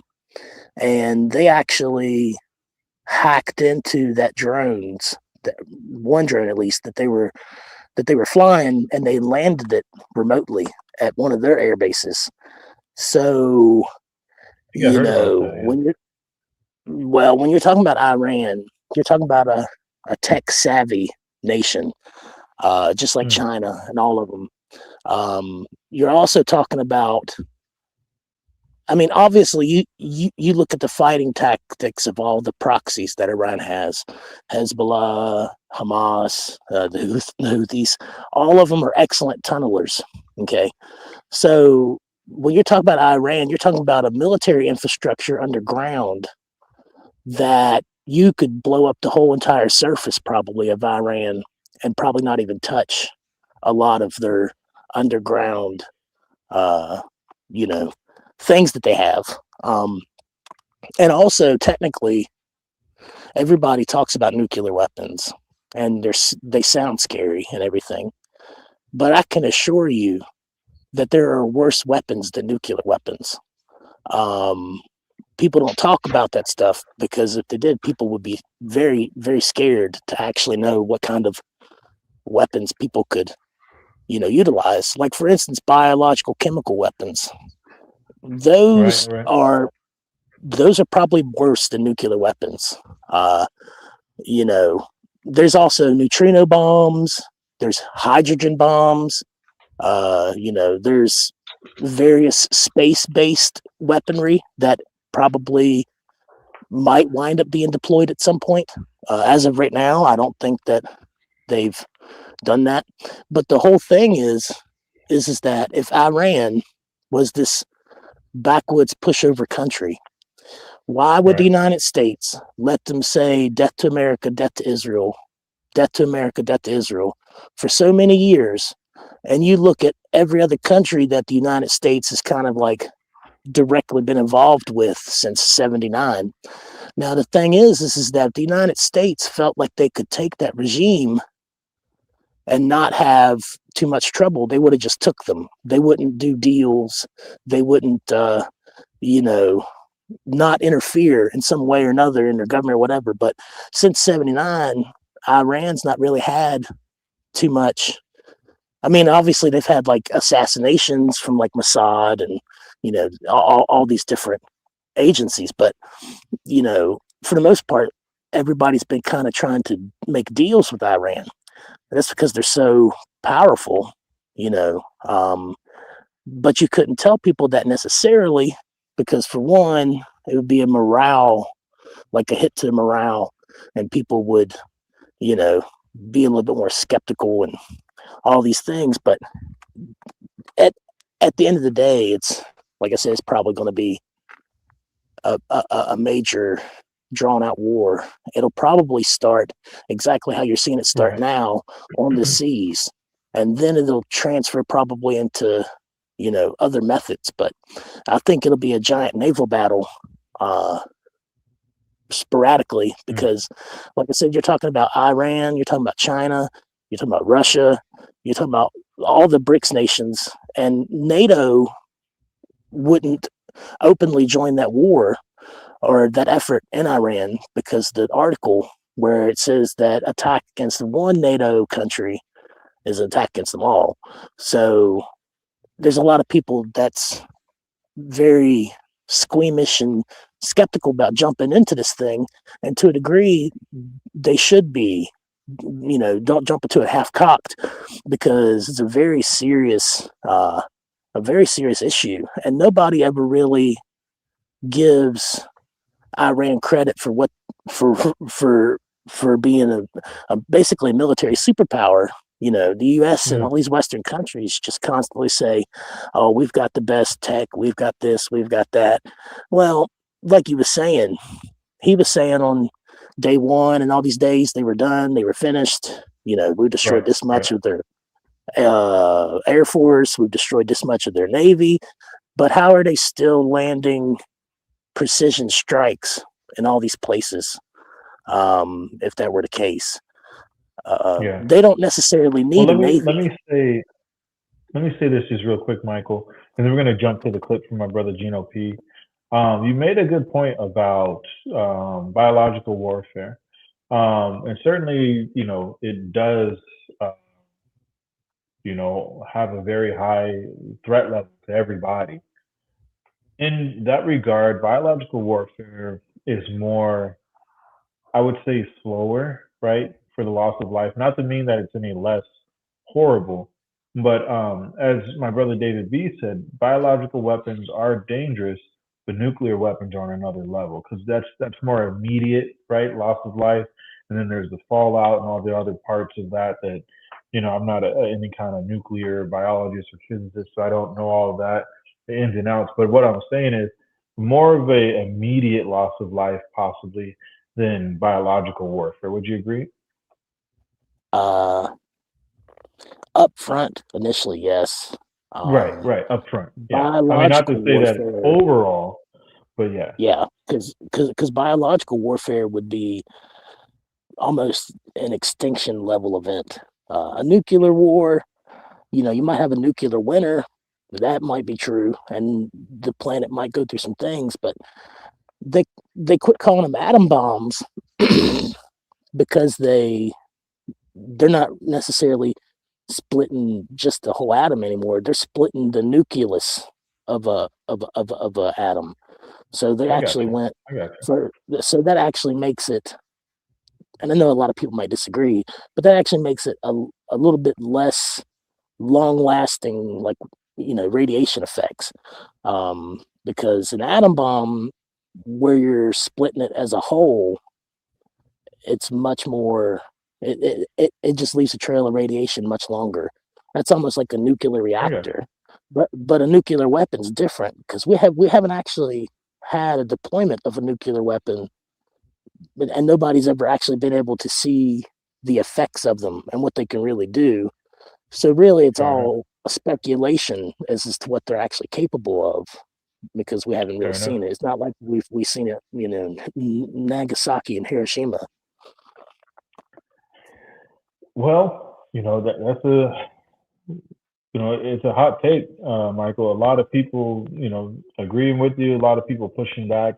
We appreciate, regardless, you sharing your opinion with us here in the after hours. And Gino P, you got the clip queued up, my brother? Yes, sir. Okay, so we're going to react to this. Michael, I appreciate you for the time we have you. And then we'll take some more comments from the chat. All right, Gino P, what is this here we're about to react to? This is a news bulletin about what's happening in the Iranian leadership, right? And rumors, speculations, could be facts, right? So this is what's circulating in Iran right now, touching their new leader, because we know that the Ayatollah passed, and this is his son, right? All right. So this is Ayatollah II, I guess. Khamenei too. He's Iran's new supreme leader, Ayatollah Khamenei's son. And he's been missing from public view. Some say he's injured, some say he's in hiding, and some even say that he's been moved out of Iran. One report claims that he's in Russia. It says Mujtaba Khamenei was injured in the strikes that killed his father. So Russian President Putin offered to help, and Khamenei was taken to Russia for treatment along with a team of Iranian doctors. Again, we cannot confirm this. But the debate about his fate is so intense that even Trump has chimed in. A lot of people are saying that he's badly disfigured. They're saying that he lost his leg, one leg, and he's been hurt very badly. Other people are saying he's dead. Nobody's saying he's 100% healthy, and he hasn't spoken because the Ayatollah would sit and he'd spew hate from a form of a throne, not as nice as a throne. I like the English throne much better, but it was a fancy chair. But he'd spew hate from his chair. But you'd see him a lot, right? This one we haven't seen at all. So that could be for a lot of different reasons. We don't know, Peter, if he's dead or not. Now that you've announced, I will say this: nobody's seen him, which is unusual. Iran is obviously pushing back hard. Its foreign minister insists that Mojtaba is healthy and in control. So here's where we are at tonight. Ali Larijani may be dead, and Mojtaba Khamenei is nowhere to be seen. Iran's leadership is being tested like never before, and the question right now is not just who's dead. The question is who is in control.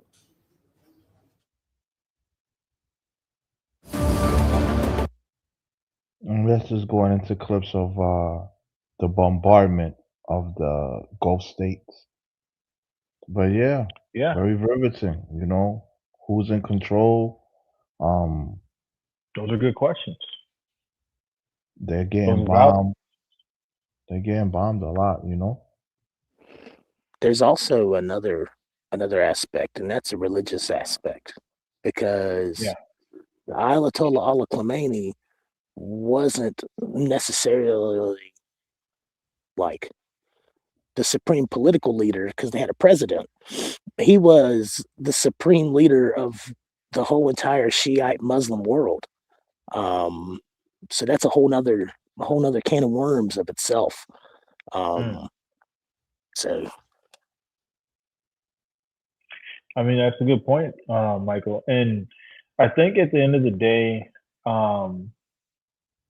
what they do to the leadership in Iran may not be as effective as what they're hoping. Because it's a win that looks good on paper, right? They've hit over 15,000 targets. There's a number of people that have lost their lives. So all those things, they count up or kind of amount up, if you will, to wins when you're looking at the numbers on paper. But one of the issues is that taking out more generals or more leadership, if they're talking about Khamenei's son, does it actually stop Iran's missiles or any of the attacks on the tankers? Or are we just creating more martyrs? And, you see things where the troops are still continuing to get hit. Is America losing momentum in this regard? They are. So that's a good question. They're losing momentum. They're losing face, right? Because America was known as this great superpower, but you can't take over the Strait of Hormuz, which is just a small strip of sea. Is a bottleneck, right? It's a bottleneck. Another thing, Gino P. and Michael, we did see the president of Iran, the new president, the son, the one that's in the picture here. He was reportedly in the streets protesting with the people, and they were kind of surprised seeing him and other top generals. He got bombed today. Oh, okay, so they're saying as of today, that's when he went to Russia. Yeah. No. The supreme leader is allegedly in Russia getting treatment, but the official that was in the streets and the parade. Oh, right. He got allegedly he got unalive today. Yeah, I mean, that's allegedly. I think that Benjamin. Sorry, go ahead. No, you're good, Michael. Go ahead. Allegedly, Benjamin Netanyahu has been unalive too. I'm not sure, how true that is. But Yeah. that's the, you know. I mean, there's a lot of rumors of war, right, that are going on, back and forth in regards to who's around, who's not.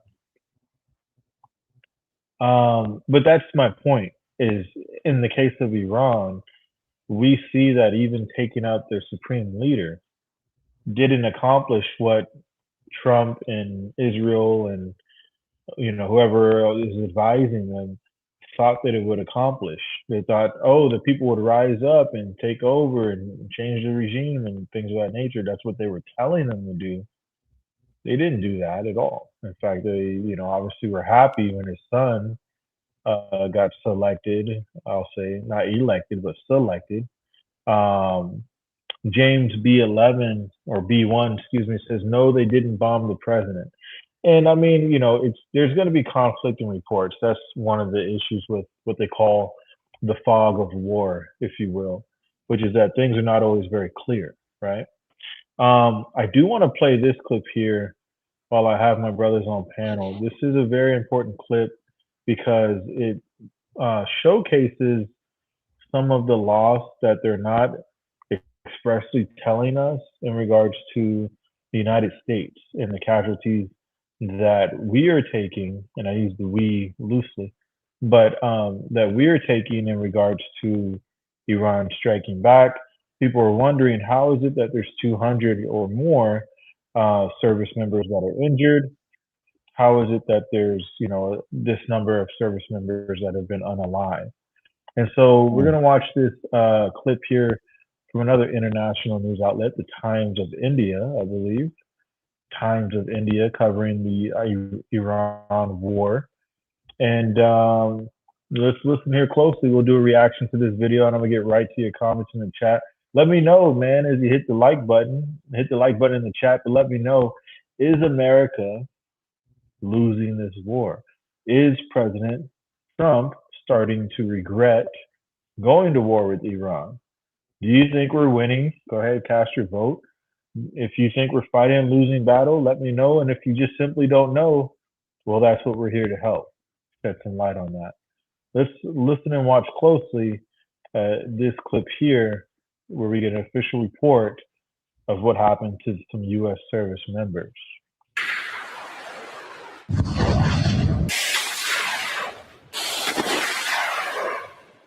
200 American troops wounded, 13 dead, and a war rapidly spiraling out of control. That is the stark reality emerging from the ongoing war. According to U.S. Central Command spokesperson Tim Hawkins, who spoke to The Guardian, approximately 200 U.S. service members have been injured since the operation began.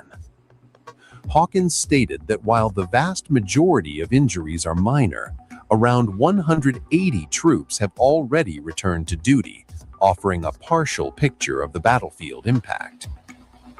But the numbers turn more serious on closer inspection, with at least 10 personnel classified as seriously wounded, and questions remain unanswered about how these injuries were sustained. The death toll is also rising, with 13 U.S. service members confirmed killed in the conflict so far. 6 of those fatalities came in a devastating refueling aircraft crash in western Iraq, while another 6 were killed in a shocking Iranian drone strike on a U.S.-linked operations center at a civilian port in Kuwait. A 7th service member later died after being wounded in an attack on the Prince Sultan Air Base in Saudi Arabia, underscoring the widening reach of the conflict.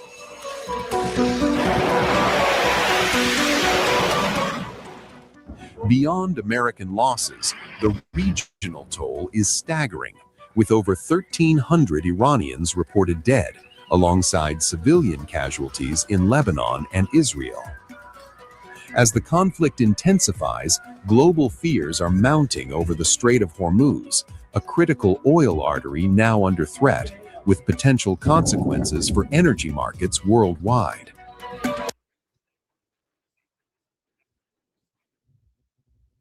So let me pause it right there. Let me get your comments. Let me get your reaction here. I mean, That's a lot of of course, casualties, man. right, and the numbers are not even at all, right? No. You know, hundreds more that have lost their lives in Iran. But again, all the rhetoric and talk that we've heard from President Donald Trump um, doesn't quite line up to some of these strikes we're seeing. They said Kuwait, Saudi Arabia, they've resulted in, you know, the loss of life for U.S. service members. Certainly, some of the strikes on Israel, civilians have lost their lives as well. So, yeah, I mean, that is the official story from the Times of India. I think it said an aircraft refueling vehicle had crashed and ended the lives of 6 people. So, you know, it's definitely going down over there. As you can see through the video, so much video, and we were in the information age, so all this stuff is coming out daily, hourly. I guarantee by the time we end this podcast, there's going to be even more news that we still haven't covered on this war. But Gino P and Michael, what are your thoughts hearing that the U.S. service members are now? It said over 200 have been injured. That's not being reported in American news because, you know, that's why I love world news. They keep it real. Yeah. But Fox News ain't reporting that. You know, Fox News is known as the Republican regime news, right? That their mouthpiece for everything Trump. They don't report that stuff. So, True. you know, 200 is a lot of soldiers, you know. Yeah, and I I'm don't. no, go ahead, Go ahead, Gino. No, go ahead. Well, I don't think that anyone expected that toll to take place the way that Trump was kind of touting this war to be similar to what happened in Venezuela, right? Where nobody had lost their lives and stuff of that nature. Right. It was a sneak attack. Right. It was a sneak attack, you know. But I'm glad you played that clip on the loss of life. I have my final clip here, and this is my final clip for the night. This is ex CIA analyst, and it's a 17-minute interview. We're not gonna listen to all 17 minutes. We're just gonna listen a little bit of it.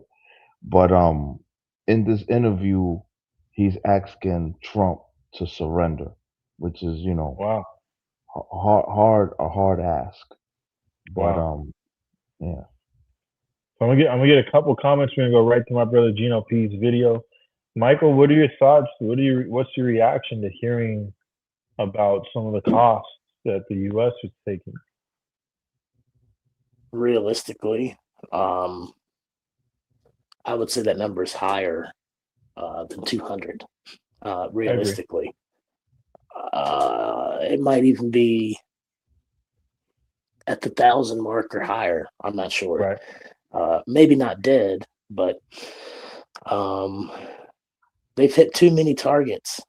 Targets too successfully, and all that damage would equate to anybody being in that area unless they've evacuated every area preemptively, which, you know, not too sure that they would have. But there's also been fighter jets go down and all sorts of things. They were claiming that the fighter jets that went down were friendly fire, all these other things. But a fun fact about not just Iran, but China and stuff, is that they have microwave type weapons that can very easily take down planes, jets, whatever. Wow. But, you know, also the whole oil thing, realistically, it's no coincidence that it's happening now after Trump has already did what he did in Venezuela and everything. That's no coincidence. And the nature of that, I feel like might be a little bit different than what most people think, because people have heard the fact that China has tried to make a synthetic star to a degree, something to that effect. I'm sure the people's probably heard that, but it was actually, I believe, something that they had called Operation Star City, if I'm not mistaken. And the objective was exactly that, was just to make basically a star, but not a star in the sense that most people would perceive it to be. It's more like a fission, a type of reaction for power. And so the first country that perfects a different power mechanism other than oil is going to pretty much go after all the oil in the world, because when one country has a power source like that, then that would make oil completely obsolete in the first place, but also it would give that country severe leverage, especially if the way that the rest of the world gets their power and energy is disrupted. AI has advanced quite a bit, and and a lot of people might disagree, and that's fine. But soon enough, we'll all find out. But AI has made a lot of things possible. A lot of scientific breakthroughs and stuff have happened, and it's just not by happenstance that these two wars or encounters over areas that have vast oil resources and all this stuff has happened, and we're risking. See, it's different with Iran, because in Venezuela, yes, they can go in and take the oil, whatever. In Iran, people are hitting oil refineries, so that's a whole different thing. Because if you destroy the oil infrastructure, then you'd have to rebuild all that. It'd be very costly, very time consuming, and it would cripple not just Iran, but the whole world, because they knew that. They knew that the way war is that it's like a escalation ladder, a tit for tat. You hit my oil refineries, I'm going to hit regional oil refineries. You hit my water distillation, I'm going to hit regional water distillation. So it's not like they didn't know all of that was going to happen, but they have to put it in a way to where that doesn't really seem like the struggle is as hard as it is, because it's a pretty severe struggle. And I think a lot of it is pride, a lot of pride, and underestimating the capabilities of the rest of the world.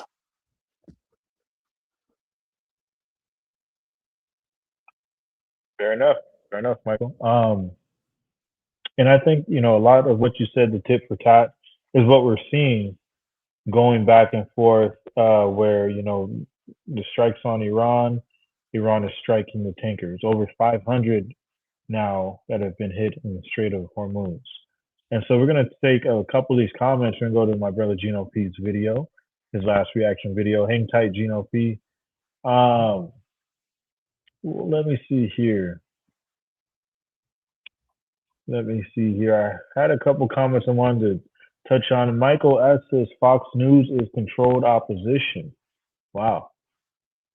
Hard to disagree with him, for sure.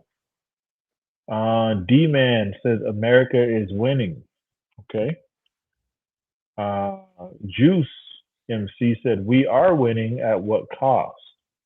That's a good question. Also, we have to define what does winning look like, because if they don't ever concede and they don't ever technically lose, then we have to ask the question, did we technically win? Let's see here. We had a couple of different people talking about the news outlets like Chaz Bry. Shout out to him. He said Trump wants our news to lie about the war.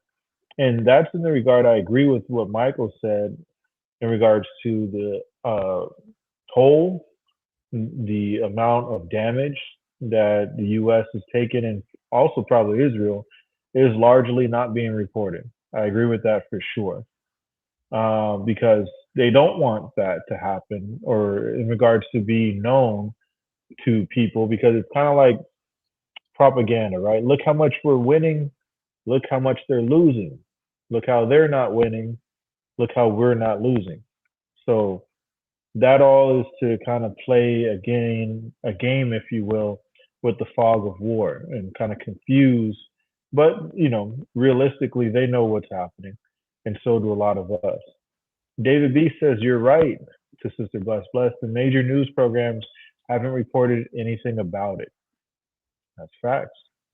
Let's see here. James B1 said, the international airport in Tel Aviv is no longer operational after taking 12 ballistic missiles. It will not open again as the insurance company has ruled out insuring that airport again. Wow. That's one of the things, again, that you don't always get to hear about. But at the end of the day, we know that there's losses on both sides. It may not be exactly the same, but definitely losses on both sides. Where the going 116 says they don't care. Iran will fight to the death for Islam. That's another point. They've already stated several times that they will fight as long as necessary to make sure that it happens in regards to defending themselves. So we're going to pivot to my brother Gino P. He's got a video lined up for us. Gino P, you said this is an interview. It's an interview, and just to piggyback on the comments that were said, the takes that you read from the chat. Iran was in a 10-year war with Iraq, and they didn't blink an eye. Yeah. So just wanted to say that 10 years is a long time. But the clip that I find, my final clip is a former CIA analyst. He's getting interviewed on his takes on this war, and I believe in this video, the reason why it became very viral, because he asked Trump to surrender. Right? Yeah. So very riveting stuff. My last clip of the night. I thought I would share it with the chat and the background people. We appreciate you, bro. West, the United States and Israel, they don't mind killing other people. But when they start dying, then all of a sudden it creates a problem and they're no longer willing to pursue the war. What do you think would be the window of that, though? How much more time would it take for the Iranians to inflict the sort of cost that you're talking about? Probably about six to 8 months. So you see the war dragging on for 6 to 8 months further from the point we are in right now.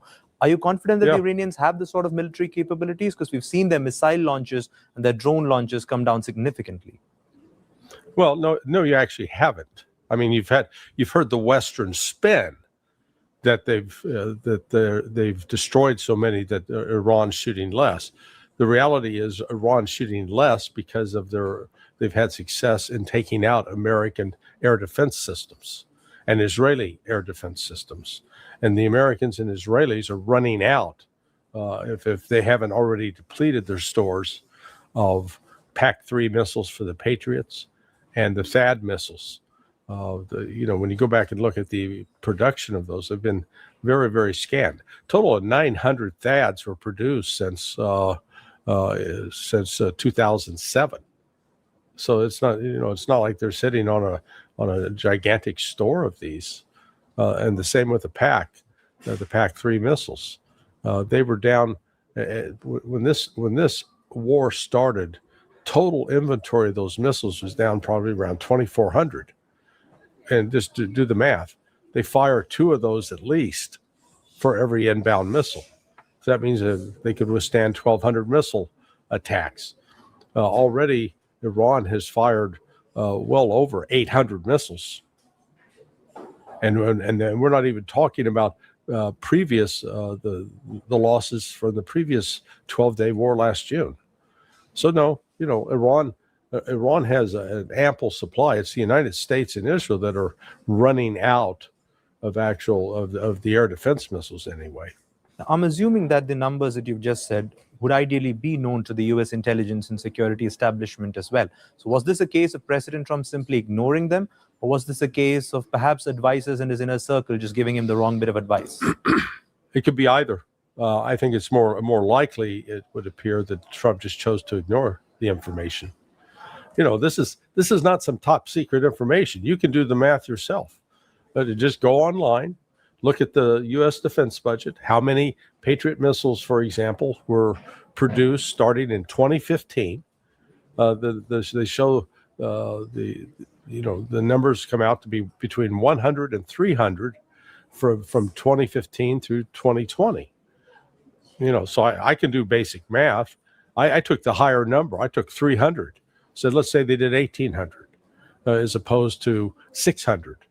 And then from 21, 22, 23, 24, they produced about 550, according to what's reported open source, based upon the defense budget.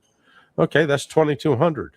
2,200, 1,800, that's 4,000. And then in 2025, they produced 620, 4,620. But we've had at least 1,000 used in Ukraine. We had probably at least 1,000 used last June 12th. And then you get into the dispersal of those missiles to other countries around the world. They're running out. And it just shocks me that some of these are just basic. All journalists have to do is just ask the questions and investigate, but they won't. So in your mind, what happens 7 to 6 or 8 months down the line when the US is out of interceptors, when Iranian missiles are flying through West Asia? Can you help us understand how that situation would play out? Well, one, it's going to be necessary for countries like Pakistan and others to stand up and start putting pressure on the United States to bring an end to this war. Iran's going to demand an end to all sanctions as a precondition to ending the war and lifting the blockade. Also, the removal of U.S. forces from the Middle East, from West Asia, from the Persian Gulf in particular. So this has to, this is an example, again, one more example of my country, unfortunately, being the most murderous regime of the 20th and 21st century, constantly killing others in pursuit of what? I mean, it's mystifying. There was some reporting that claimed. That's a great clip. That's an ex-CIA analyst. Former CIA analyst. Wow. Very riveting, very informative stuff. On the depletion of the missiles. He predicts 6 to 8 month war. And Trump will have to sign a treaty with Iran. That's what his predictions, right? Sign a treaty with Iran. 6 to 8 month war. Yeah. And let's get your reaction to this 6 to 8 month war. That's the one that a lot of people are. I mean, a lot of us knew that the missiles are being depleted because that's what a lot of analysts are talking about and saying. And like the man said, you can look it up for yourself, which a lot of people have done. They said, hey, look, you just don't have the stock to keep this up, to keep on, going tit for tat with the Iranian drone attacks and ballistic missiles. So moving beyond that, though, Gino P, what are your thoughts on this war being projected to go 6 to 8 more months? Wow. Well, it's going to deplete the artillery and the true enemies, right?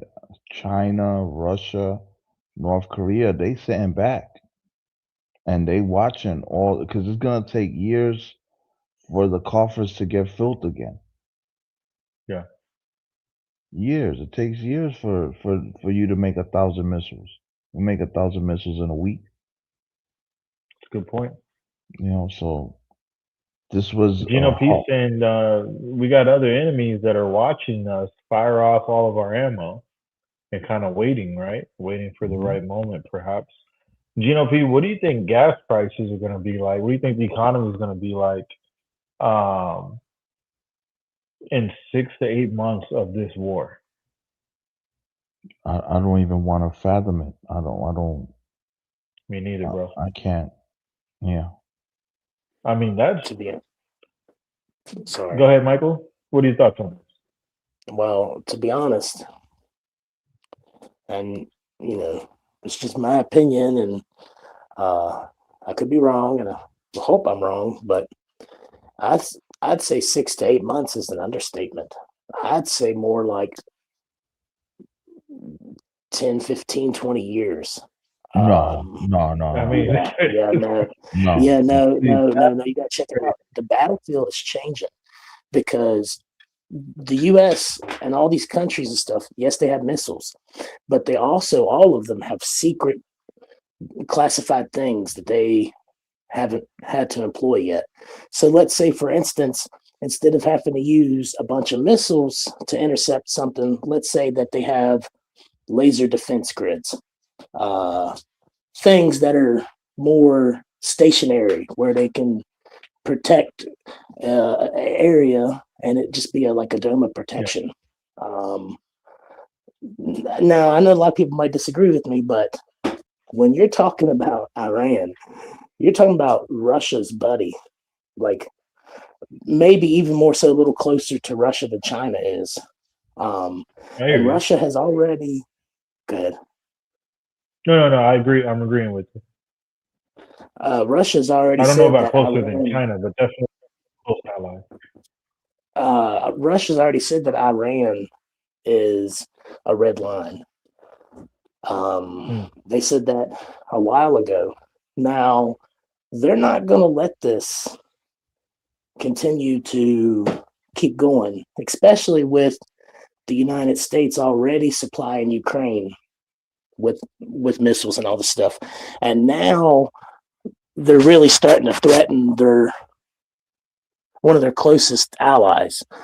So they're not just going to sit back too much longer. China, you think about every product that's in the world, pretty much everything says made in China in it. So really, China's like an economic powerhouse because they are the exporter. Yes, because they export majority of the world's goods. So, and they're also very good at reverse engineering things. They've taken stuff of ours in the past and they've reverse engineered it and they've improved it. They've got fighter jets that are around the same gen as our fighter jets, maybe even one generation ahead. A lot of these countries, like I said, there hasn't actually been, because you got to think World War II, everybody started arms racing because the atomic bomb scared people. So everybody started doing arms racing.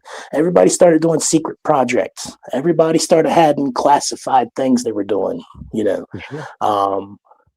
Cuban Missile Crisis happened, still an arms war. The space thing with Sputnik, that was a race to space. So it's been a constant competition against each other for so long. And nobody's really had to use the things they've developed over the years.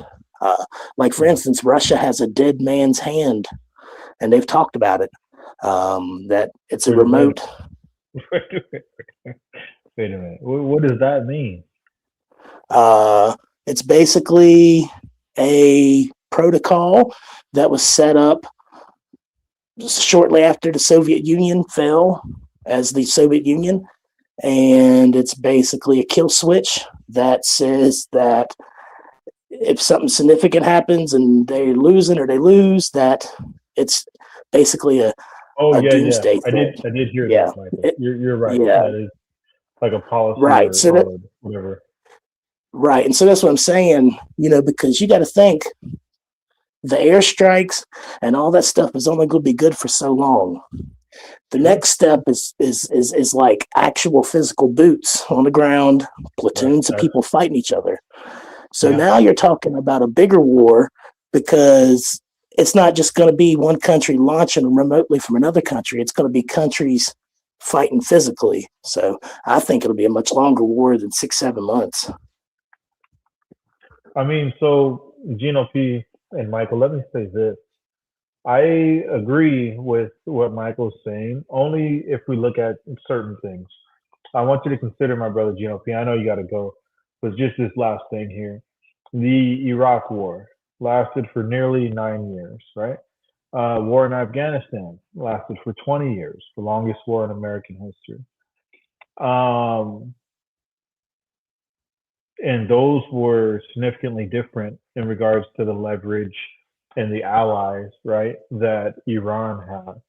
So it's a different kind of war. And that's how they're fighting us differently, right?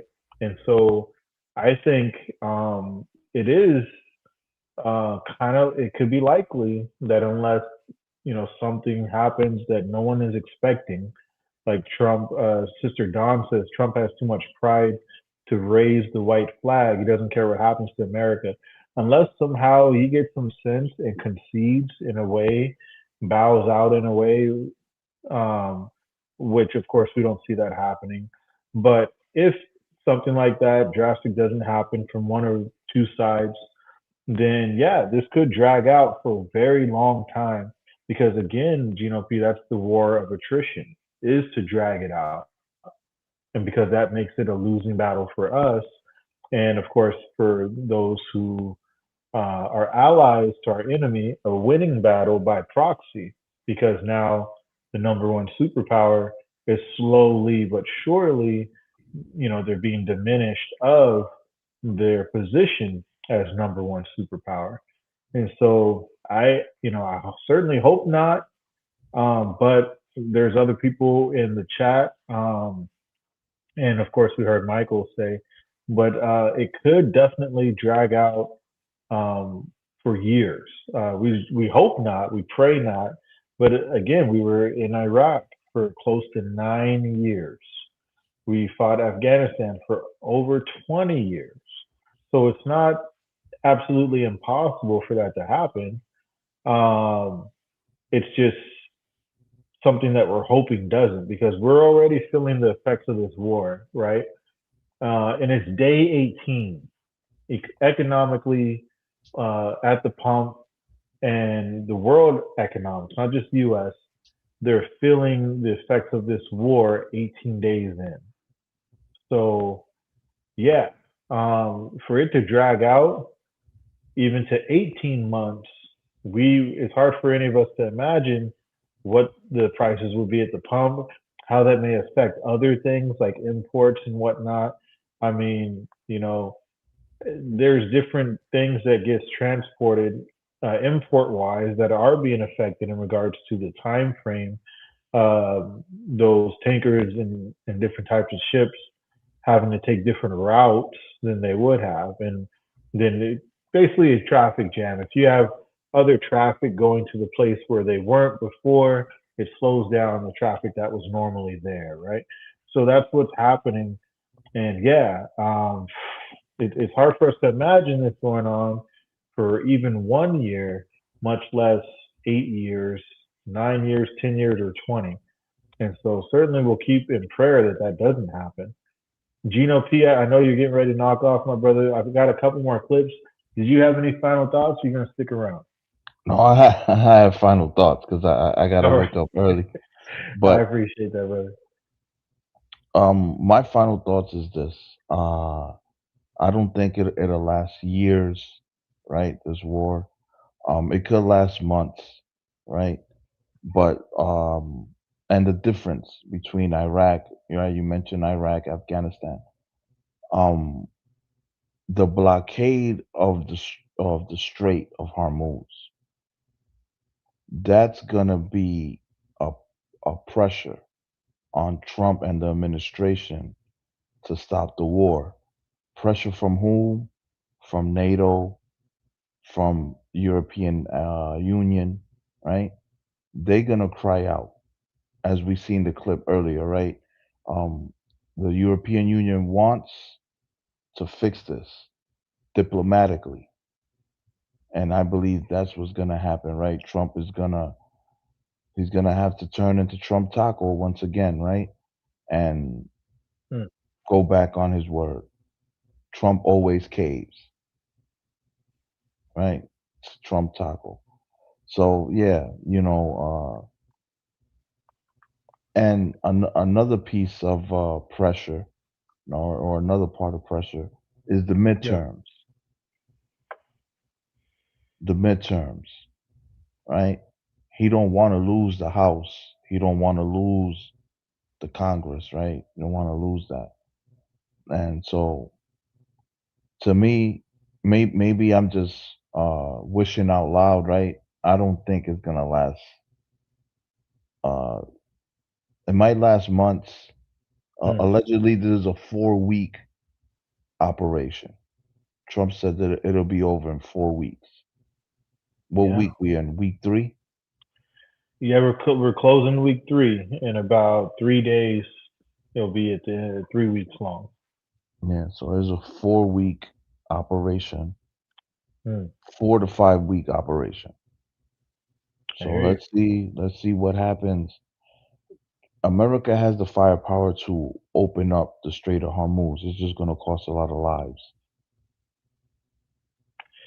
It's a good point, right? If they up the ante, could they open up the Strait of Hormuz? A hot take from my brother Gino P. I agree with them in the hopes regard. I certainly hope that it doesn't last longer than, I hope they end it tomorrow. I'm gonna be honest with you, Right. but realistically, it's tough to say. Yeah. All right, TNT. We're gonna have to do a part 3. Well, no, this is part 3 already. We're gonna have to do a part 4. This is part 3. Yeah.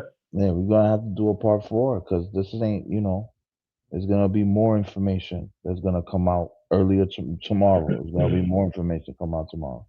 Right. All There's right. a constantly changing situation is the thing. Yeah. But Gino P, I appreciate you sincerely Yeah. and dearly, my brother. Till next time. Till next time. Shout out to Michael. Shout out to TNT. Everyone in the chat and everyone in the background. Keep me in prayer. Peace. Peace be, my God brother. bless you, Peace, brother. peace. Peace. So I'm gonna cover a couple of comments, Michael. If you're sticking around for a moment, I appreciate that. As always, I value your commentary. Certainly, a lot of people in the chat as well, and they value your breakdown and explanations. So I just want to take a couple of these comments here while I have you. So we just heard ex-CIA analysts on the way that the war will play out, projecting 6 to 8 months. Of course, we've seen wars with other countries in the Middle East last much, much longer than that, which is sad to say. Our sister Dawn Borland says, sadly, the U.S. is a bully. And that is what the ex-CIA analyst said as well. Understandable why he said that. DSB, shout out to him, said American leaders are too proud to get out of the East. Pride comes before destruction. Very true. Very true. Yeah. My brother David Yeah, B I would says say that Trump is Donald in a Trump would like quagmire. BB sucks that clown into an unnecessary war. What are your thoughts on some of these comments here, Michael? Well, like I was saying, I think that Donald Trump definitely wouldn't like that. And never mind the midterm. I know that he is elderly, but the Ayatollah Ali Khamenei was older than him. He was born in the 30s. So it's not like he couldn't stay in power for a while if he did potentially live that long. And we all know that a wartime president doesn't have to give up office. So it's just thoughts to think on, And also, you name one war that the United States has directly been involved in that didn't last years. Because even Vietnam lasted about a decade or so. Yeah, it was a long war. Except for World War II, but that's because it was unconditional surrender. Once they started letting out secret weapons that they were developing, and that's what I'm saying it's gonna come down to, because World War II, that's what ended it. Is that they let loose the atomic bomb. Nobody else had it at the time. But also, like I said, I think the dynamic is going to change. The battlefield is going to change. Power, industry, all these things. That's what I'm saying. I think oil is probably obsolete. And it might sound a little crazy, but I think that oil is probably obsolete. Well, let me just interject really quick. I agree with well, I mean, that's a tough cake, Mike. Because I mean, largely a lot of the machines that we rely on, like humans, they're powered by oil in some way, shape, or form. There's also petroleum products, and the list goes on and on. Because it's not just directly gas, right? But even if we just focus on gas, right? It's in everything.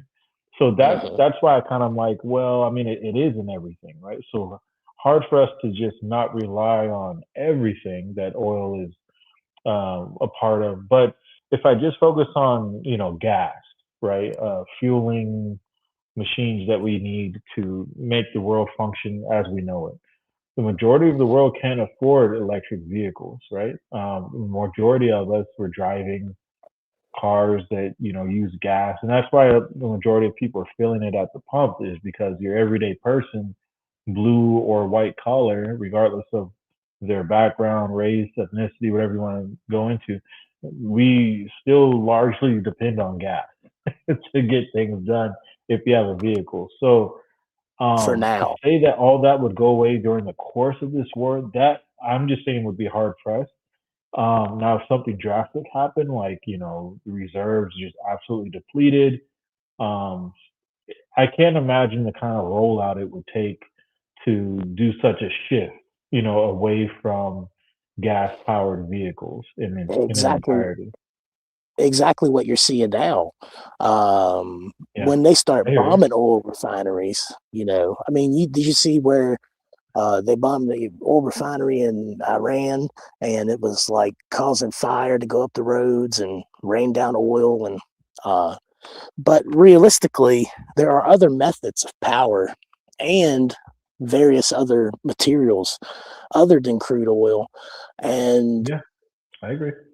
To be honest, you start hearing Donald Trump talk about AI a lot, and he took a lot of restrictions off AI. And then you start seeing Amazon lay off, I don't know, hundreds of thousands of people. So that means that the capacity to produce is being increased significantly. There's certain factories that are AI driven that put cars together in record time. So it's not like we couldn't mass produce something, because really China, like I said earlier, is like the world's leading exporter. They export everything. So one of the things the United States has been interested in is trying to be able to be that level of producer. With AI, it's possible, because AI can work and build things at like ridiculous fractions of a time that it would take people to build. And also to implement technology, it'd be very easy, because you can use hydrogen to run cars and stuff. So it's not, and I'm not saying it's 100%, but it's an avenue to bring in a major shift. I agree. And I mean, for such a major shift like that to happen, not to cut you off, Michael, but I do agree that something like this would be a catalyst, right? We all knew that there's an AI impending bubble that's either going to burst or kind of consume everybody in it. So I hear what you're saying. There's definitely a lot of ways that this could go. Well, there's also a difference between public AI and what you would call military grade AI. Those are two totally different things.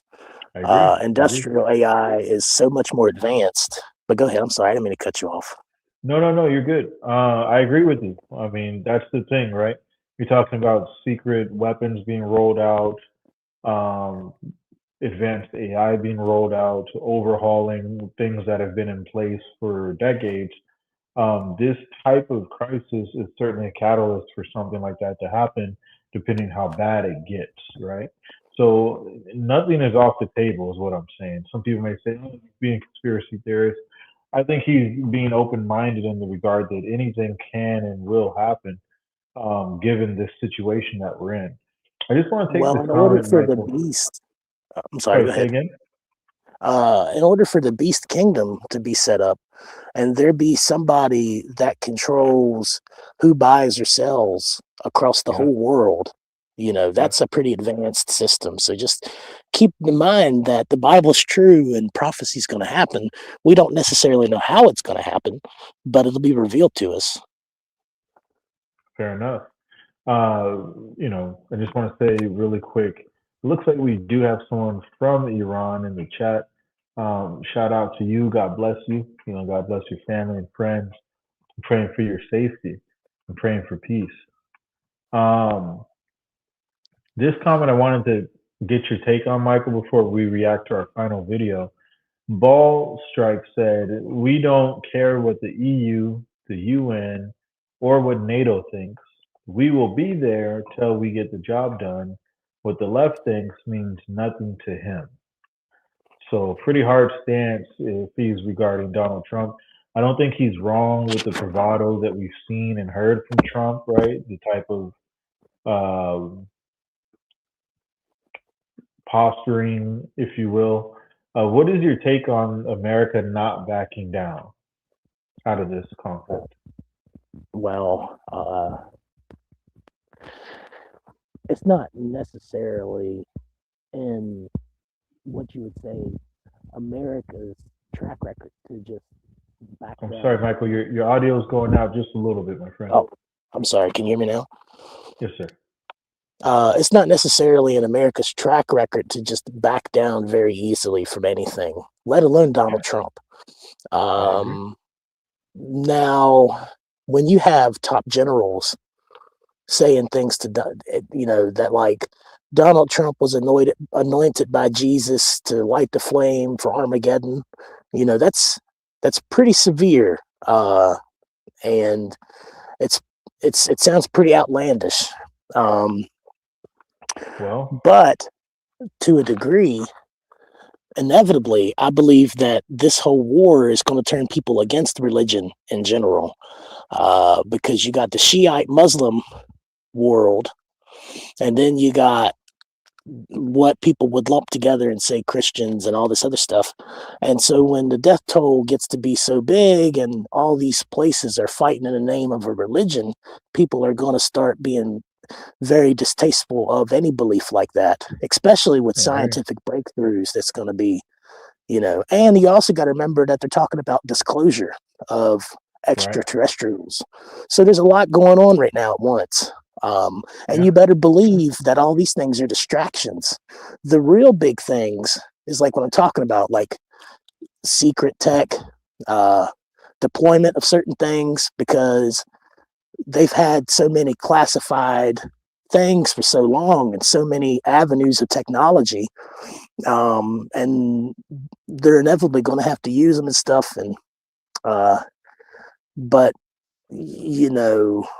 the race to find a better energy solution, that nobody talks about that stuff. You hear about Epstein, you hear about the bombings, you hear about ICE, this and that, but you don't hear anybody talk about all these countries fighting to try to get energy dominance and AI control, basically, because it's not like the United States is the only country that has an AI, let's call it a module. Other countries have versions of AI themselves that are very advanced. China has a social credit score where they track their citizens with the social credit score. That's been a thing for a while. So you think about that being around for 10 years or something, and you're going to tell me that they haven't made no advancements on that since then? You're crazy. I hear you. So I got one last clip, Michael, while I have you for us to react to. It's in regards to ground invasion of Iran, boots on the ground. Not completely off the table, of course. We've never heard Trump say that that's ruled out. Even if we did, it wouldn't really mean much the way that he's kind of gone back and forth on several things he said touching this conflict. But let's listen closely here. This is from Democracy Now. But they're touching on some very important analysis of boots on the ground or a ground invasion of Iran. Remember, we've had to have boots on the ground in Iraq. We had to have boots on the ground in Afghanistan. Is there a single war, Michael, where we won without putting personnel in there?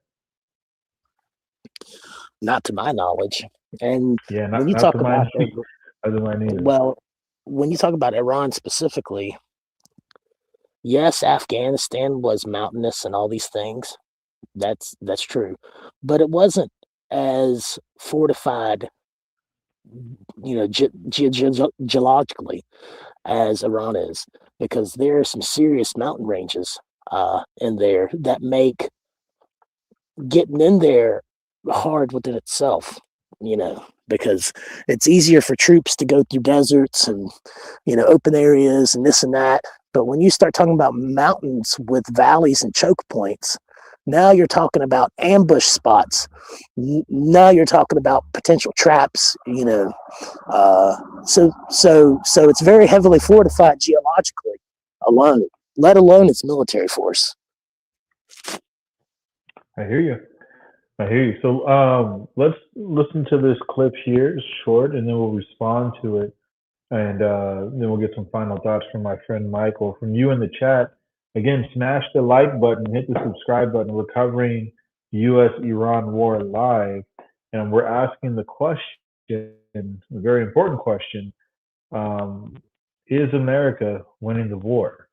Let's listen closely here. Peace Report. I'm Amy Goodman with Juan Gonzalez. As we continue our look at the U.S. and Israeli war on Iran, numerous nations have rejected a request from President Trump to send warships to help reopen the Strait of Hormuz. Iran has largely shut down the critical waterway. About 20% of the world's oil exports flows through the strait. On Monday, Germany's defense minister said, "This is not our war." President Trump criticized allies who are refusing to help. I don't do a hard sell on them because my attitude is we don't need anybody. We're the strongest nation in the world. We have the strongest military by far in the world. We don't need them. But it's interesting. I'm almost doing it in some cases, not because we need them, but because I want to find out how they react.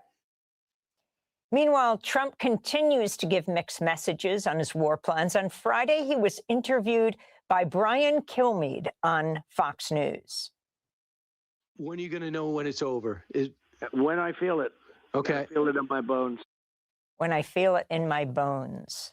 This all comes as the U.S. is sending 2,500 Marines and an amphibious assault ship to the Middle East.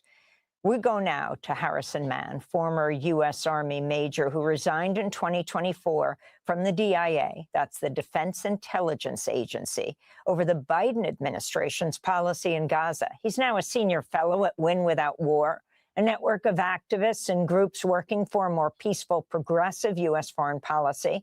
His most recent piece for Zeteo is headlined, "I was a U.S. intelligence analyst. Here's what a ground invasion of Iran could look like." Harrison Mann, welcome to Democracy Now! Tell us what that ground invasion can look like as the U.S. is bringing thousands more U.S. troops to the Gulf region. Thank you. So for context here, I think really from day 2 of this war, the Trump administration has not known what to do and how to get out of this. So there's really little left to try other than a ground invasion. The other context I want to add is that from the Israeli side, as your last guest, Trita, mentioned, a long war that aims to collapse the Iranian state is good for them. So with that in mind, there's a couple options that Trump administration officials themselves have floated in the press. One is doing a landing on something called Kharg Island, which handles 90% of Iran's oil exports and is located deep in the Persian Gulf past the Strait of Hormuz. Another option also floated by Trump officials themselves is some kind of raid on Iranian nuclear sites to try and secure or sabotage Iran's highly enriched uranium. To talk about the Marines you mentioned, I think it's really important to note we've seen this Marine Expeditionary Unit described as 5,000 troops, or you said 2,500 Marines.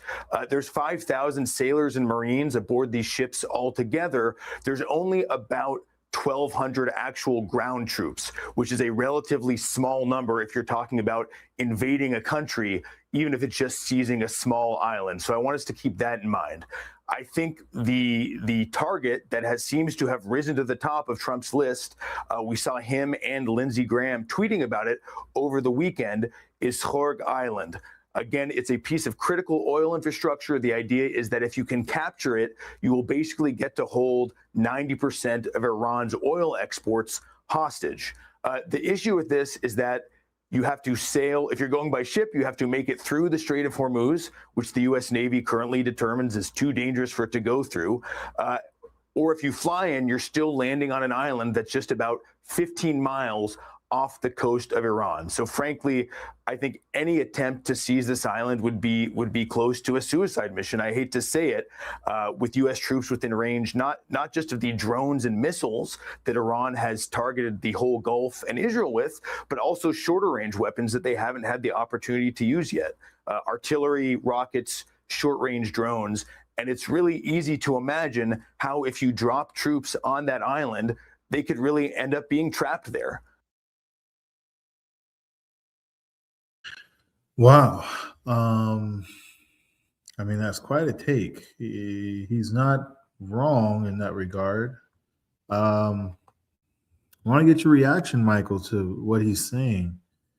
If there was a ground invasion of Iran, he said it would be almost like a suicide mission.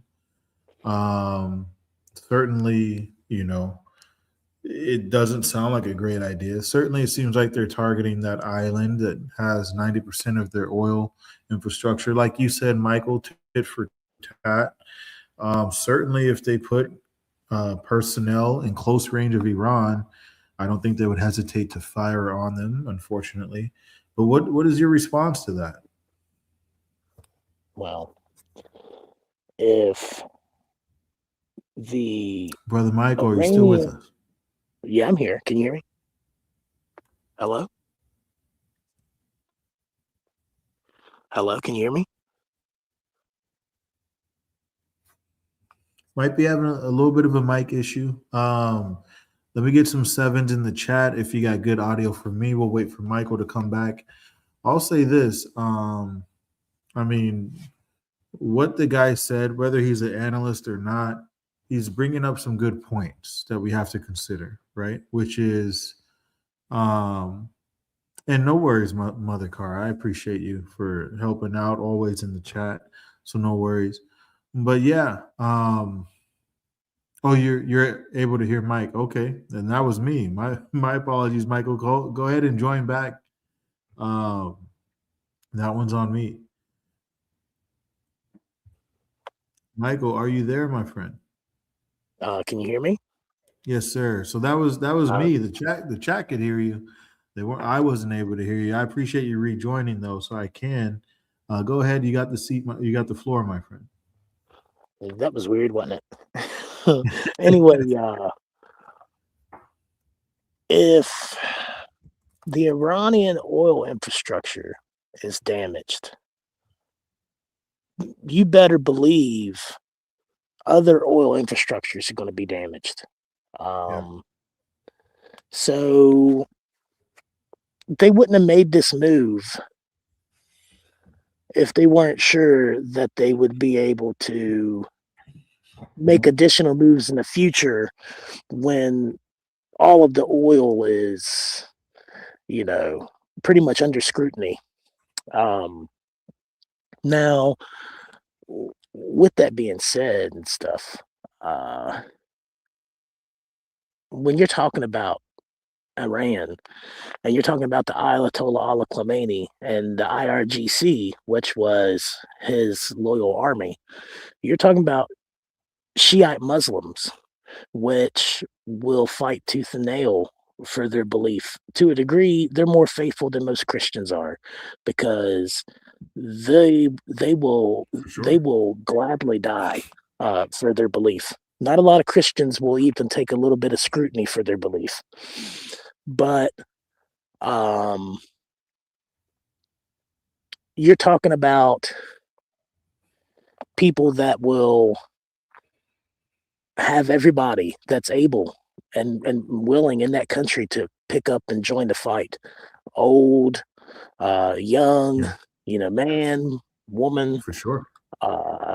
So now you're talking about a civilian army to a degree as well, which is something similar to what the United States would do. So when you go putting troops in there and they think that they're going to lose that island, don't think that they wouldn't sacrifice that island to cause mass damage to their enemy. And then, at some point, like I said, Russia and China is going to have to get involved, because that's the I in the BRICS, Iran. The BRICS nations, like I said, that's the I. So they're not. That's almost like a counter NATO alliance, because you got NATO, and then you got BRICS. So over the years, it's been slowly and methodically set up to where it probably will inevitably be a global war. Most wars, like World War II, it didn't actually start in 1941. It didn't actually start, anytime near that. It was sometime in the 30s, maybe the late 20s, whenever Hitler first, joined power. He was making moves, and he was making alliances, making treaties, making trade deals, this and that. And that's what you've seen now. Every superpower, Iran, Russia, China, and I know a lot of people wouldn't consider Iran a superpower, but that's because they're so much of a threat that we've had to have propaganda against their abilities. I mean, obviously, because if they weren't that much of a threat, like I was saying earlier, we would have took them a long time ago, because the United States has a track record of just taking whoever they think they can take at the moment. And if they don't think they can take them, they'll make deals, So obviously the United States has known for a long time that Iran is a hornet's nest, because it's not what it appears to be on the surface. It's just not.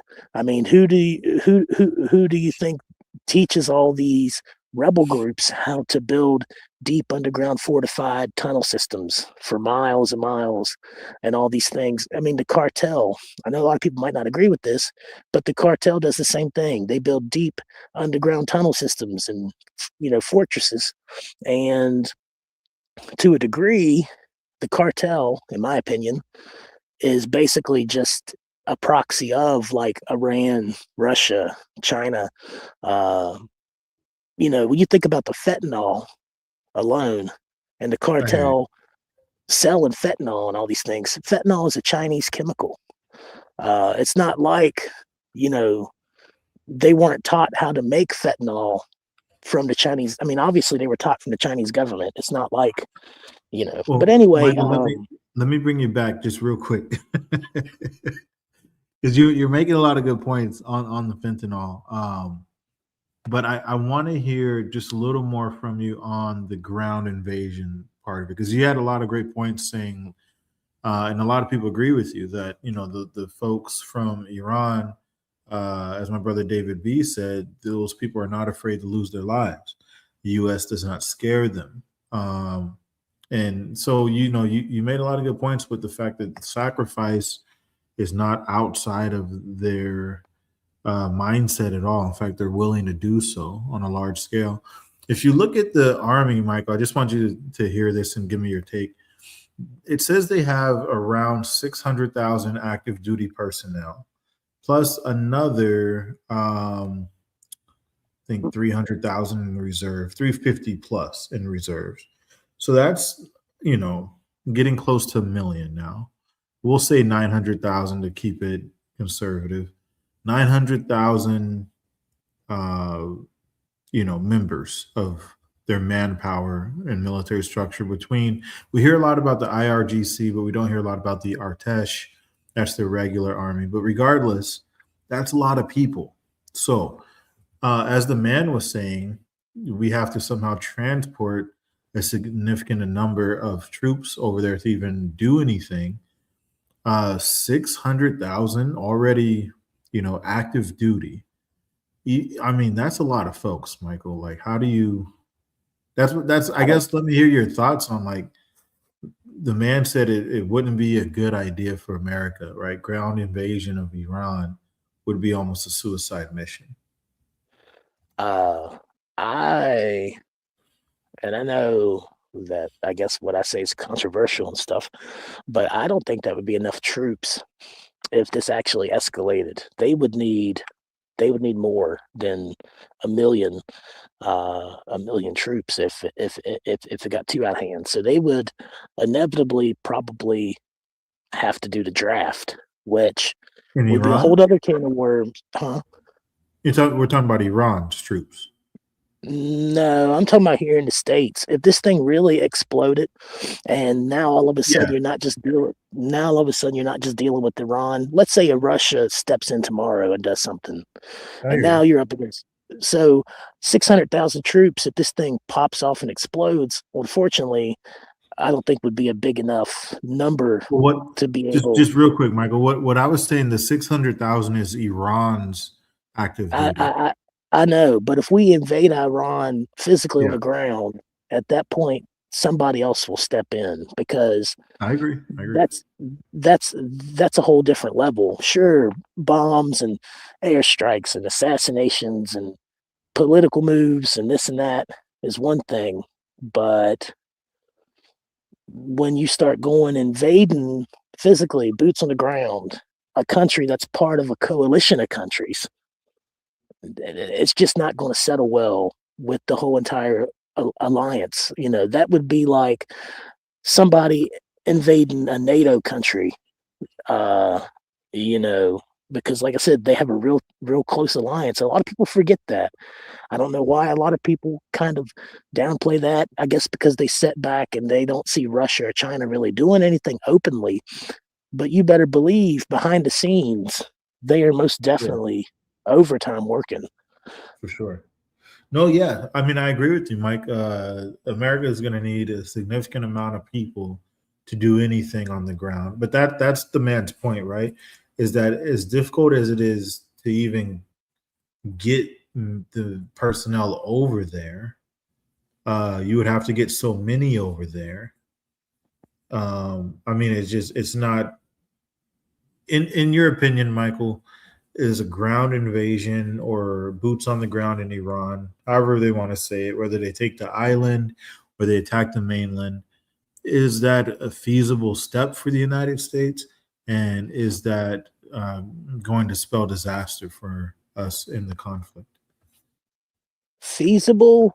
I'm not entirely sure. Something that we would consider, especially if things started getting too far out of hand. We would probably definitely consider it, especially if it starts going on not even probably year or 2 year mark. Let's say it goes on for months, like they were saying earlier. They'll probably resort to stuff like that, especially if they cannot stop them from hitting targets. If they're consistently hitting targets the whole time, You know, it's just and the minute that you start talking about ground invasions from one country to another, again, that's in a coalition, now you're talking about the rest of that coalition being up in arms.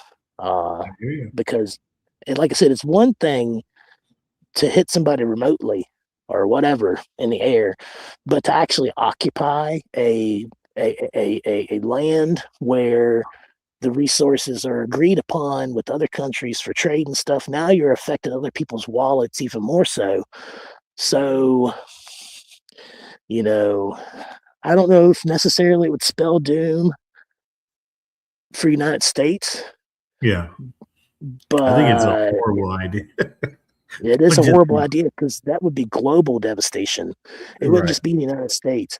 And also, you got to remember, to a degree, a lot of them NATO countries in Europe and stuff, Germany, this one, that one, they have a huge number of migrants that are Shiite Muslims.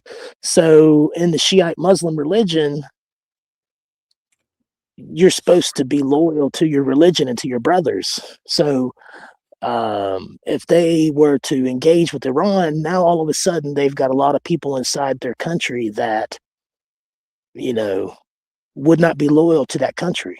So now you're talking about a whole nother can of worms also as well. There's so many levels and layers to this that it's not very easily navigable, you know. I mean, you know, I think that if it escalates to the point of U.S. putting boots on the ground, we are definitely in a very bad way. I mean, right now it's obviously not good. We don't know how it's going to turn out. We're hoping it ends soon. But if it escalated to boots on the ground, like Michael said, I think that's really bad, very bad for everybody, but most especially for us here. It's a bad indicator. All it would take is one significant, let's say, strike or attack or something here in the homeland. And all of a sudden, Donald Trump is going to be up in arms. And, you know, a lot of people would be up in arms.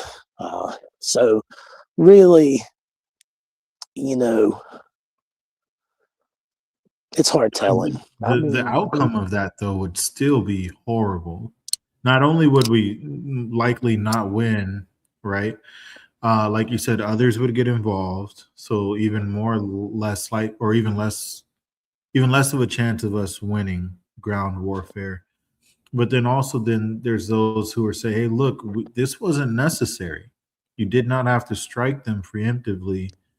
You know, all the reports that are coming out that they weren't on the verge of, you know, trying to strike the U.S. with any type of intercontinental ballistic missile or anything. So they're saying, hey, largely this was inflicted. And if that were to happen, a lot of people, they would be angry, but I think they would look at, you know, who's to blame, who shot first. Yeah, I don't know that they would rally and say, hey, I'm ready to go on a boat over to Iran.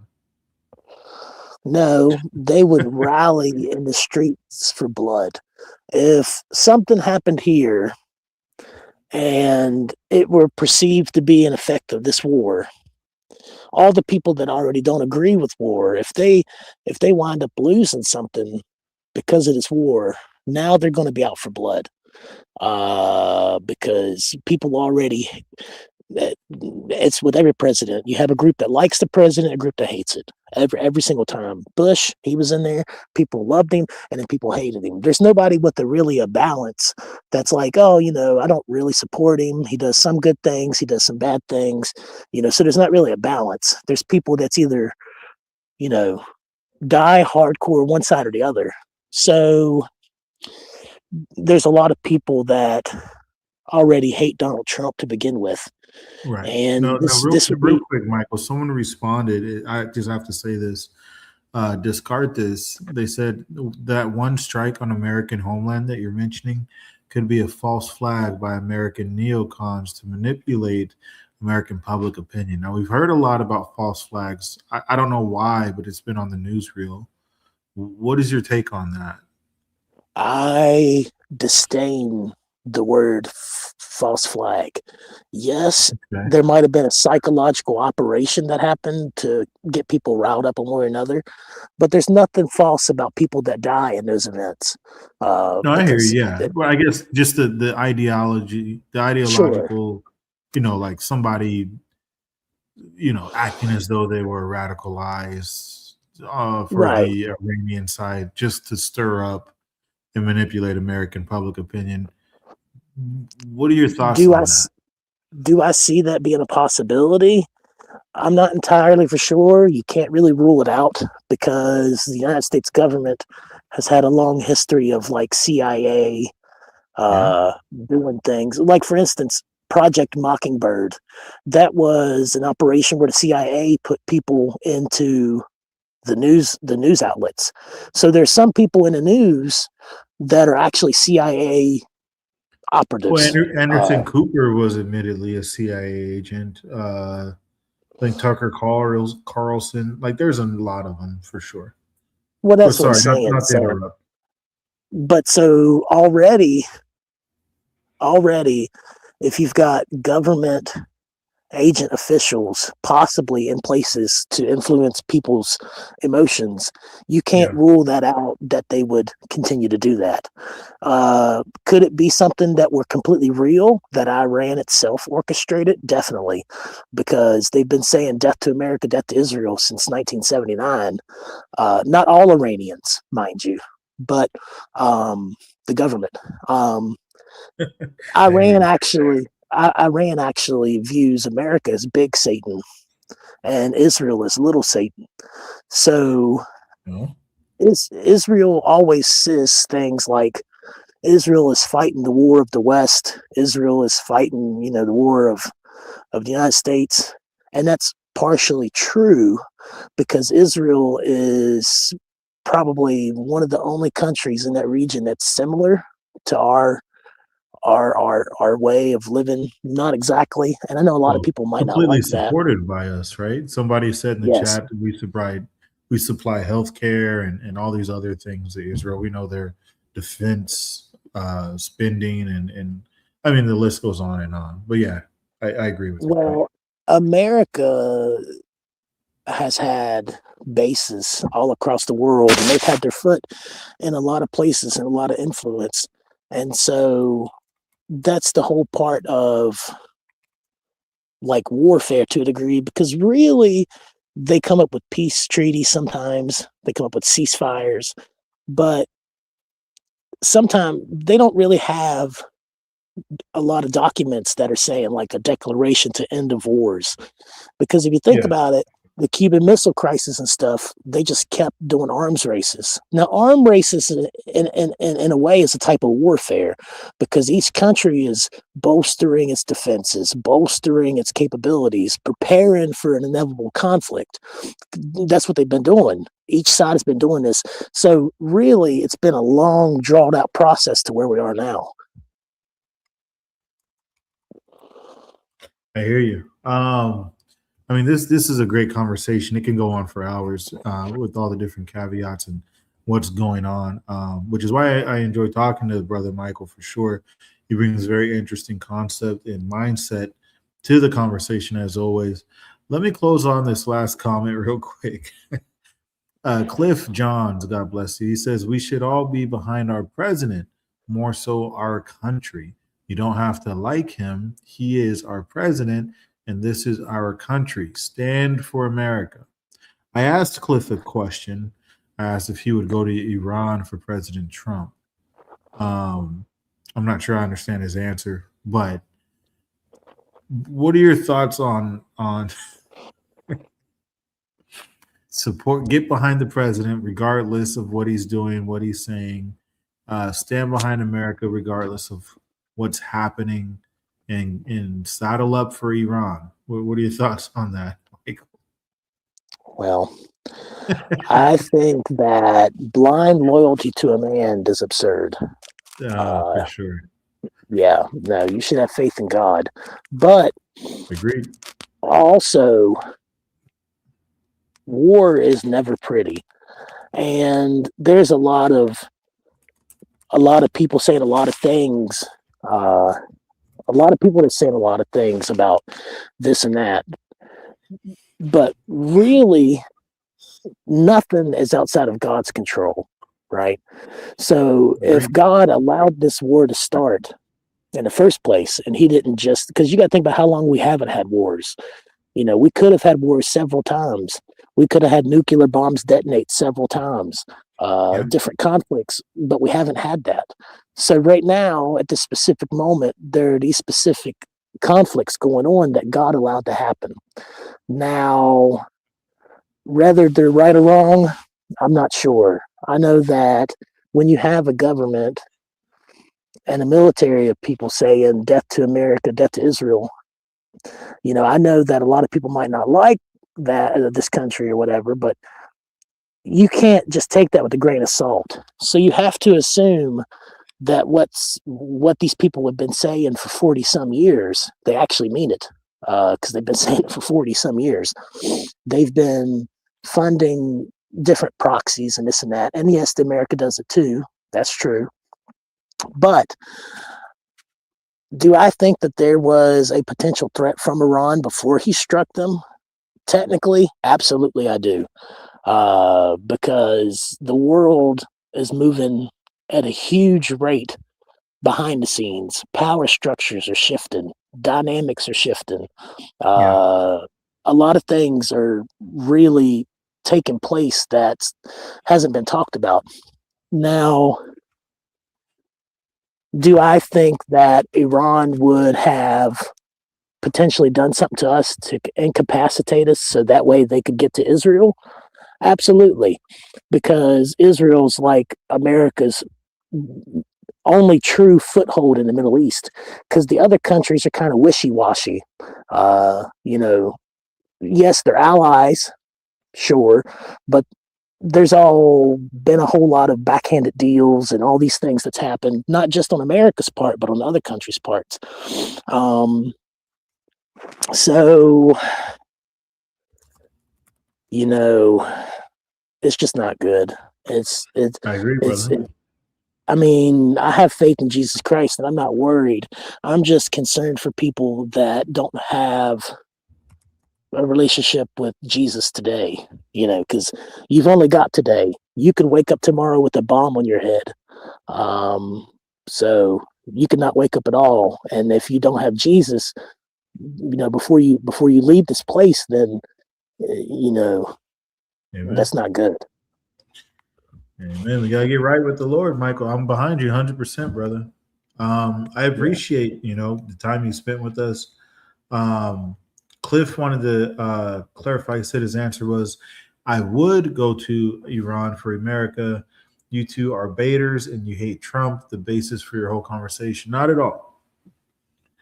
Well, I can't speak for Michael, but I don't hate Trump. We're talking about what's happening in this conflict. Now, well, technically, it's if you remember he might not remember or know my past conversations, but I actually don't necessarily support Trump, but there are things that he does that I support. And right. I mean, Cliff, I think it's his first time on the channel. He obviously didn't see us reacting to the things Trump had said. A lot of the things that we're saying, Cliff, is in direct response to just words from his mouth. So we're just analyzing the space in regards to what's happening and, you know, answering the question in this U.S.-Iran war, is America losing? Are we being now drawn into a war of attrition? And we're answering that question objectively. So it doesn't matter whether we support Trump or not. What's happening with the war is happening. But sorry, go ahead. Well, the problem is also is that nobody is physically perfect. We all make mistakes and fall short and all these things. So obviously there's going to be things that you don't have to agree with every person. I mean, because you don't have to wholeheartedly agree with everything a person does, because that just feeds ego. All right. Now, one of the biggest problems that Donald Trump does have is ego. He's very self-centered. And I prayed that would change. But that's up to the Lord, But it's a good thing to pray about, man. Yeah, he needs it, because whether you like him or not, he's your leader. And when Daniel went in front of Nebuchadnezzar, Daniel never said, "Oh, I hate you, I hate you, I hate you." He didn't say that. Read Daniel and read what he said to Nebuchadnezzar right before they threw him into the furnace. He didn't wish death on him. He didn't, none of that. So it's a good thing to pray for your leaders. Even the Ayatollah Ali Khamenei, when he was in power, I would pray for him.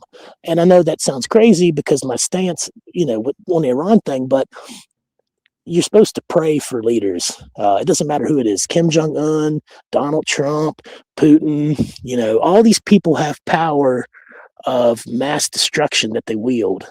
And if they go without prayers, then they'll never have anything tug at their heart, because people are too busy, feeding into their delusions, or too busy, hating them, or whatever it may be. And so, Well, I just said, Mike, to the chat, for those that do or do not feel whatever they feel for Donald Trump, I said we don't hate any person, but we do hate certain behaviors. Right. And that's the thing. You should be able to say, oh, this is maybe where this person's, lacking, or this or that. And you should be able to criticize to a degree. And if you can't criticize somebody, then you've got that person too high up on a pedestal. Yeah, no one's above correction. That's facts. Brother Michael, I appreciate you, man. You've been wonderful to have here. You're a fan favorite for sure. Any last words for the people before we knock off? I would say to take this time of relative peace to get your life right with the Lord.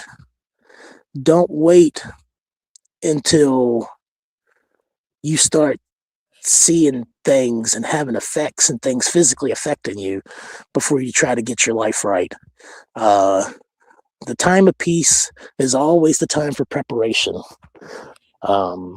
So just keep that in mind. Try to stay humble. Don't take for granted the country that you've lived in. Don't